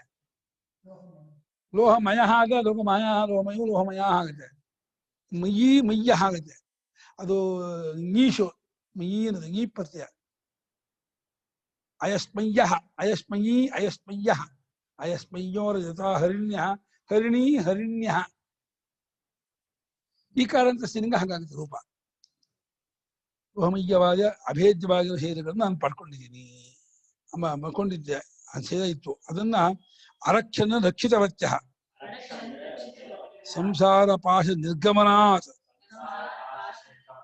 ಅಧೋ ಅಥ ಶೇನ ಇವ ಜಾಲಂ ಭಿತ್ವಾ ಜವಸ ಆತ್ಮಜ್ಞಾನಕೃತ ಸಾಮರ್ಥ್ಯೇನ ನಿರದೀಯಂ ನಿರ್ಗತೋಸ್ಮಿ. ಓಹೋ ಗರ್ಭೇವ ಶಯಾನಃ ವಾಮದೇವ ಋಷಿ ಏವಂ ವಾಚ ಏತದು. ಇದು ಇವ್ರು ಹೇಳ್ತಿರೋದು, ಶ್ರುತಿ ಹೇಳ್ತಿರೋದು. ಮೊದಲನೇದು ತಾನು ಕಂಡ್ಕೊಂಡ್ಬಿಟ್ಟೆ ಅಂತ ಅಂದ ಆಶ್ಚರ್ಯ. ಈಗ ಆ 100 ಕಬ್ಬಡದಂತೆ ಇರ್ತಕ್ಕಂತಹ ಶರೀರಗಳು ನಮ್ಮನ್ನು ಕಾಪಾಡ್ಸ್ಕೊಂಡಿದ್ದು. ಎಲ್ಲಿ ಓಡೋಗ್ಬಿಡ್ತಾನೋ ಬಿಟ್ಟೋಗ್ಬಿಡ್ತಾನೋ ಅಂತ ಹೇಳಿ ಹಿಡ್ಕೊಂಡ್ಬಿಟ್ಟಿತ್ತು, ನನ್ನನ್ನ ಬಿಟ್ಟೋಕೆ ಬಿಡ್ತಿರ್ಲಿಲ್ಲ. ಅವುಗಳು ಸಂಸಾರ ಪಾಶದಿಂದ ನಿರ್ಗಮನವಾಗೋದ್ರಿಂದ ಕಾಪಾಡ್ತಿತ್ತು ಅಂತ. ಸಂಸಾರವೆಂಬ ಪಾಶದಿಂದ ಎಲ್ಲಿ ಬಿಟ್ಕೊಂಡ್ಬಿಡ್ತಾನೋ ಹೊಟ್ಟೋಗ್ಬಿಡ್ತಾನೋ ಅಂತ ಹೇಳಿ ಅವಳು ಹಿಡ್ಕೊಂಡ್ಬಿಟ್ಟಿದ್ವು. ಈಗ ಅಥಾನ ಇನ್ನು ಈಗ ಶೇನ ಇವ ಜಾಲಂ, ಗಿಡುಗ ಹೇಗೆ ಆ ನಟ್ಟನ್ನು ಹಾರಿಸ್ಕೊಂಡು ಹೋಗುತ್ತೋ, ಅದಕ್ಕೆ ಬಚ್ಚಿಯಾದ್ರೆ ಇನ್ನೊಂದಾದ್ರೆ ಸಿಕ್ಕಾಕೊಳ್ಳುತ್ತೆ, ಅದಕ್ಕೆ ಓಡಾಡಕ್ಕಾಗಲ್ಲ. ಗಿಡಗನಿಗೆ ಯಾವ ಲೆಕ್ಕ ನಟ್ಟು ಕಿತ್ಕೊಂಡು ಹೋಗುತ್ತೆ ಅದು. ಅದರಂತೆ ಭಿತ್ವನ ಹೊಡ್ಕೊಂಡು ಅಂದ್ರೆ ಜ್ಞಾನದಿಂದ ಹೊಡ್ಕೊಳ್ಳೋದು, ಕ್ರಿಯೆಯಿಂದ ಹೊಡೆದಿಲ್ಲ. ದೇಹವನ್ನ ದೇಹಾಭಿಮಾನವನ್ನು ತತ್ವಜ್ಞಾನದಿಂದ ನಾನಲ್ಲ. ನನಗೆ ಈಗ ದೇಹಾಭಿಮಾನ ಬಿಡ್ತಿರ್ಲಿಲ್ಲ. ಅವಳು ದೇಹಾಭಿಮಾನದೊಳಗೆ ಇರ್ಬೇಕು ಅನ್ನೋ ಹಂಗೆ ಮಾಡ್ಬಿಟ್ಟಿತ್ತು. ನೀನಿಷ್ಟೇ, ನೀನಿದೆ, ನೀನು ಈ ರೀತಿ ಇರ್ತಕ್ಕವನು ಅಂತ ಹೇಳಿ ಆ ದೇಹಗಳು ನನ್ನನ್ನು ಆ ರೀತಿ ಕಂಜೆಸ್ಟ್ ಮಾಡಿ ಅಷ್ಟಕ್ಕೆ ನನ್ನ ಸೀಮಿತ ಮಾಡಿ ಇಟ್ಬಿಟ್ಟಿತ್ತು. ಬಿಟ್ಟೋಕೆ ಬಿಟ್ಟಿರ್ಲಿಲ್ಲ. ಇವನ್ ಮಾಡ್ಕೊಂಡಿದ್ದೇನೆ ಅದನ್ನ ಆರೋಪ ಮಾಡ್ತಿದ್ದಾನೆ. ಇದು ಆತ್ಮಜ್ಞಾನದಿಂದ ಮಾಡಿಕೊಂಡ ಸಾಮರ್ಥ್ಯ ಇದೆಯಲ್ಲ, ಬ್ರಹ್ಮಜ್ಞಾನ, ಆತ್ಮಜ್ಞಾನ. ವಿದ್ಯೆಯ ವಿಂದ್ಯತೆ ವೀರ್ಯಂ, ವಿದ್ಯೆಯ ವಿಂದ್ಯತೆ ಅಮೃತಮ ಬಲ. ಹಾಗೆ ಆತ್ಮಜ್ಞಾನದಿಂದ ಉಂಟಾದ ಒಂದು ಬಲ, ಸಾಮರ್ಥ್ಯ, ವೀರ್ಯದಿಂದ ಈಗ ಹೊರಗೆ ಬಂದ್ಬಿಟ್ಟೆ ನಾನು. ನಿರದೀಯವನ್ನು ನಿರ್ಗತೋಸ್ಮಿ, ದೇಹಾಭಿಮಾನ ಹೊರಗೆ ಬಂದು ಅತೀತನಾಗ್ಬಿಟ್ಟೆ, ಮೀರ್ಬಿಟ್ಟೆ. ಮೀರ್ಬಿಟ್ನಲ್ಲ ಅವನು ಅಂತ ಶ್ರುತಿ. ಗರ್ಭದಲ್ಲೇ ಇದ್ಕೊಂಡು ವಾಮದೇವ ಋಷಿ ಈ ರೀತಿ ಮಾತಾಡ್ತಾ ಇದ್ದಾನೆ. ಏನ್ ಹೇಳ ಪುಣ್ಯಾತ್ಮ, ತಾಯಿ ಗರ್ಭದಲ್ಲಿದ್ವಾಗಲೇನೆ ಇಂಥ ಆತ್ಮಜ್ಞಾನ ಪಡ್ಕೊಂಡ್ಬಿಟ್ಟು ನಾನು ಹೊರಗೆ ಬಂದ್ಬಿಟ್ಟೆ, ನಾನು ದೇಹಾತೀತನಾಗ್ಬಿಟ್ಟೆ, ನನಗೆ ಸಂಬಂಧವಿಲ್ಲ ಎಂಬುದಾಗಿ ತಿಳ್ಕೊಂಡೆ. ಪುರಾಣಗಳು ಇದರ ತುಂಬಾ ಕಥೆ. ಅದೇ ಉಚ್ಚನ ಮಗ ಇವರಿಗೆ ಬೃಹಸ್ಪತಿ ಬಂದಾಗ ಅವನು ಹೇಳಿದ ದೀರ್ಘತಮಸ್ಸು ಹೇಳ್ತಾರಲ್ಲ, ಅದೆಲ್ಲ ಗರ್ಭದಲ್ಲಿ ಮಾತಾಡೋದೆಲ್ಲ ತುಂಬಾ ಇರುತ್ತೆ. ಇದಲ್ಲೂ ಇದೆ ಅಷ್ಟಾವಕ್ರಿಗೆ ತಪ್ಪೇ ಬಿಟ್ಟು ತಂದೆ ಅಂತ ಹೇಳ್ಬಿಟ್ಟು ತಂದೆ ಚಿಂತಿಸಿದ. ತಂದೆ ಹೆಮ್ಮೆ ಆಗ್ಬೇಕಾಗಿತ್ತು. ಆಶ್ಚರ್ಯ ಆಗುತ್ತಪ್ಪ, ಅಭಿಮಾನ ಹಿಂಗ್ ಕಾಡುತ್ತೆ ನೋಡಿ. ಮಗನಿಗಿಂತಲೂ ಹೆಚ್ಚಾಯ್ತು ಅಭಿಮಾನ.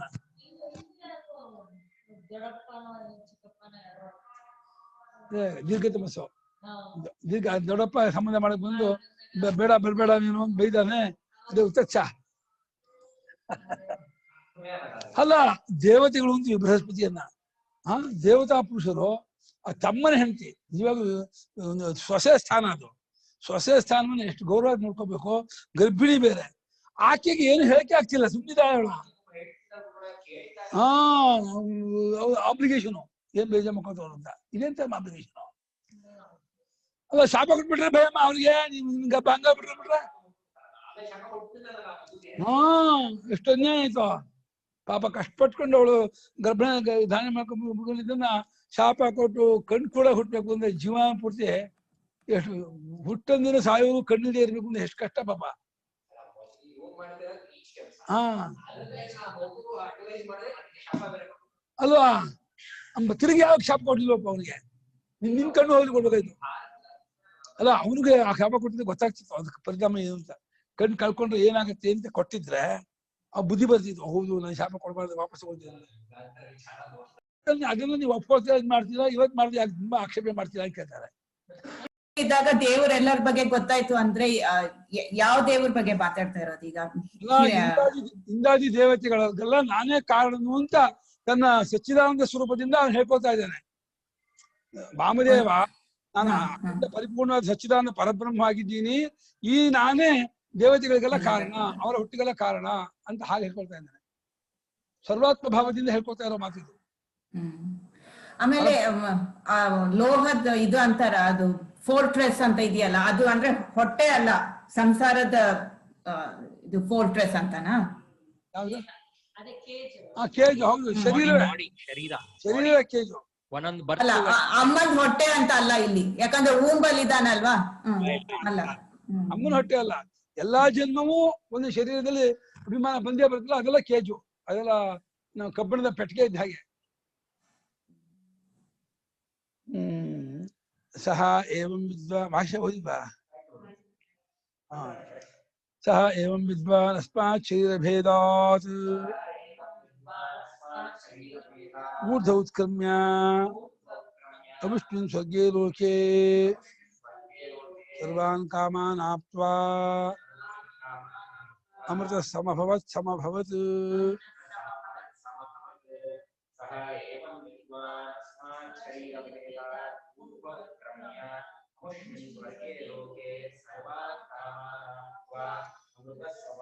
ಸಮಭವತ್ ಸಹ ಏವಂ ವಿದ್ವಾನ್ ಅಸ್ಮಾತ್ ಶರೀರಭೇದಾತ್ ಊರ್ಧ್ವಃ ಉತ್ಕ್ರಮ್ಯ ಅಮುಷ್ಮಿನ್ ಸ್ವರ್ಗೇ ಲೋಕೆ ಸರ್ವಾನ್ ಕಾಮಾನ್ ಆಪ್ತ್ವಾ ಅಮೃತಃ ಸಮಭವತ್ ಸಮಭವತ್.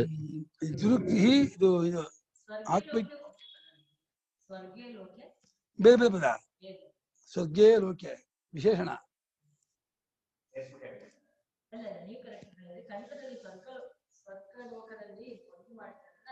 ಸ್ವರ್ಗವೆಂಬ ಲೋಕದಲ್ಲಿ ವಿಭಕ್ತಿ ಇದೆಯಲ್ಲ, ಸ್ವರ್ಗೀಯ ಸಪ್ತಮಿ ವಿಭಕ್ತಿ ಇದೆಯಲ್ಲ, ವಿಭಕ್ತಿ ಬಂದ್ಬಿಟ್ರೆ ಪದ ಬೇರೆ ಆಗುತ್ತೆ. ಸಹ ಅಂದ್ರೆ ವಾಮದೇವನು ಈ ರೀತಿ ವಿದ್ವಾನ್ ತಿಳಿದವನಾಗಿ ಆತ್ಮಸ್ವರೂಪ ಕಂಡುಕೊಂಡವನಾಗಿ ಈ ಶರೀರ ಭೇದದಿಂದ, ಈ ಶರೀರವೆಂಬ ಬಿಡಿ ಭಾಗದಿಂದ, ಇದು ಅನೇಕಾತ್ಮಕ ಶರೀರ, ಅದನ್ನ ಭೇದ, ಈ ಭೇದದಿಂದ ಊರ್ಧ್ವ ಮೇಲಕ್ಕೆ ಬಂದ ವಿಲಕ್ಷಣನಾಗಿ ಶರೀರಾತೀತವಾಗಿರುವ ಕೂಟಸ್ಥನಿತ್ಯವಾದ ಅಖಂಡ ಸಚ್ಚಿದಾನಂದ ಸ್ವರೂಪದ ಪರಬ್ರಹ್ಮ ರೂಪದಿಂದ ನಿಂತವರಾಗಿ, ಅದೇ ಅಮುಷ್ಮಿನ್ ಲೋಕೆ. ಈ ಶೈಲೋಕಕ್ಕೆ ಹೋಲಿಸ್ಕೊಂಡ್ರೆ ಆ ಪರಮಾತ್ಮ ಲೋಕ ಅಮುಷ್ಮಿನ್ ಲೋಕ. ಇನ್ನೊಂದಾದ ಲೋಕದಲ್ಲಿ ಅದಕ್ಕೆ ಸ್ವರ್ಗಲೋಕ ಅಂದ್ರೆ ಆನಂದ ಲೋಕ. ಅದು ಸ್ವರ್ಗ ಆನಂದಕ್ಕೆ ಸ್ವರ್ಗ ಆನಂದ ಇದು ಸಮಾನವಾದ ಐಕ್ಯಶನು. ಸ್ವರ್ಗಲೋಕವಾದ ಆನಂದ ಲೋಕವಾದ ಪರಮಾತ್ಮ ಲೋಕದಲ್ಲಿ ಅವನು ಎಲ್ಲಾ ಕಾಮವನ್ನು ಪಡೆದು ಅಮೃತನಾದವನಾದ, ಅಮೃತತ್ವವನ್ನು ಪಡ್ಕೊಂಡ್ಬಿಟ್ಟ ಅಂತ ಹೇಳಿ ಈ ಆತ್ಮಜ್ಞಾನವು ಪರಿಸಮಾಪ್ತಿ ಆಯಿತು ಅಂತ ಹೊಸ ದುರುಕ್ತಿ ಅಂತ ಹೇಳಿದ್ದಾರೆ. ಆತ್ಮಜ್ಞಾನ ವಿಚಾರ ಇಲ್ಲಿ ಮುಗಿತು ಅಂತ. ಮುಂದಿಂದು ಆತ್ಮಜ್ಞಾನ ವಿಚಾರ ಅದ ಜ್ಞಾನ ಸ್ವರೂಪದ ವಿಚಾರ, ಕೋಯಮಾತ್ಮ ಅಂತ ಹೇಳಿ ಹೇಳಿದ್ದಾರೆ. ಟೈಮ್ ಆಯ್ತು, 11:30 ಆಯ್ತು.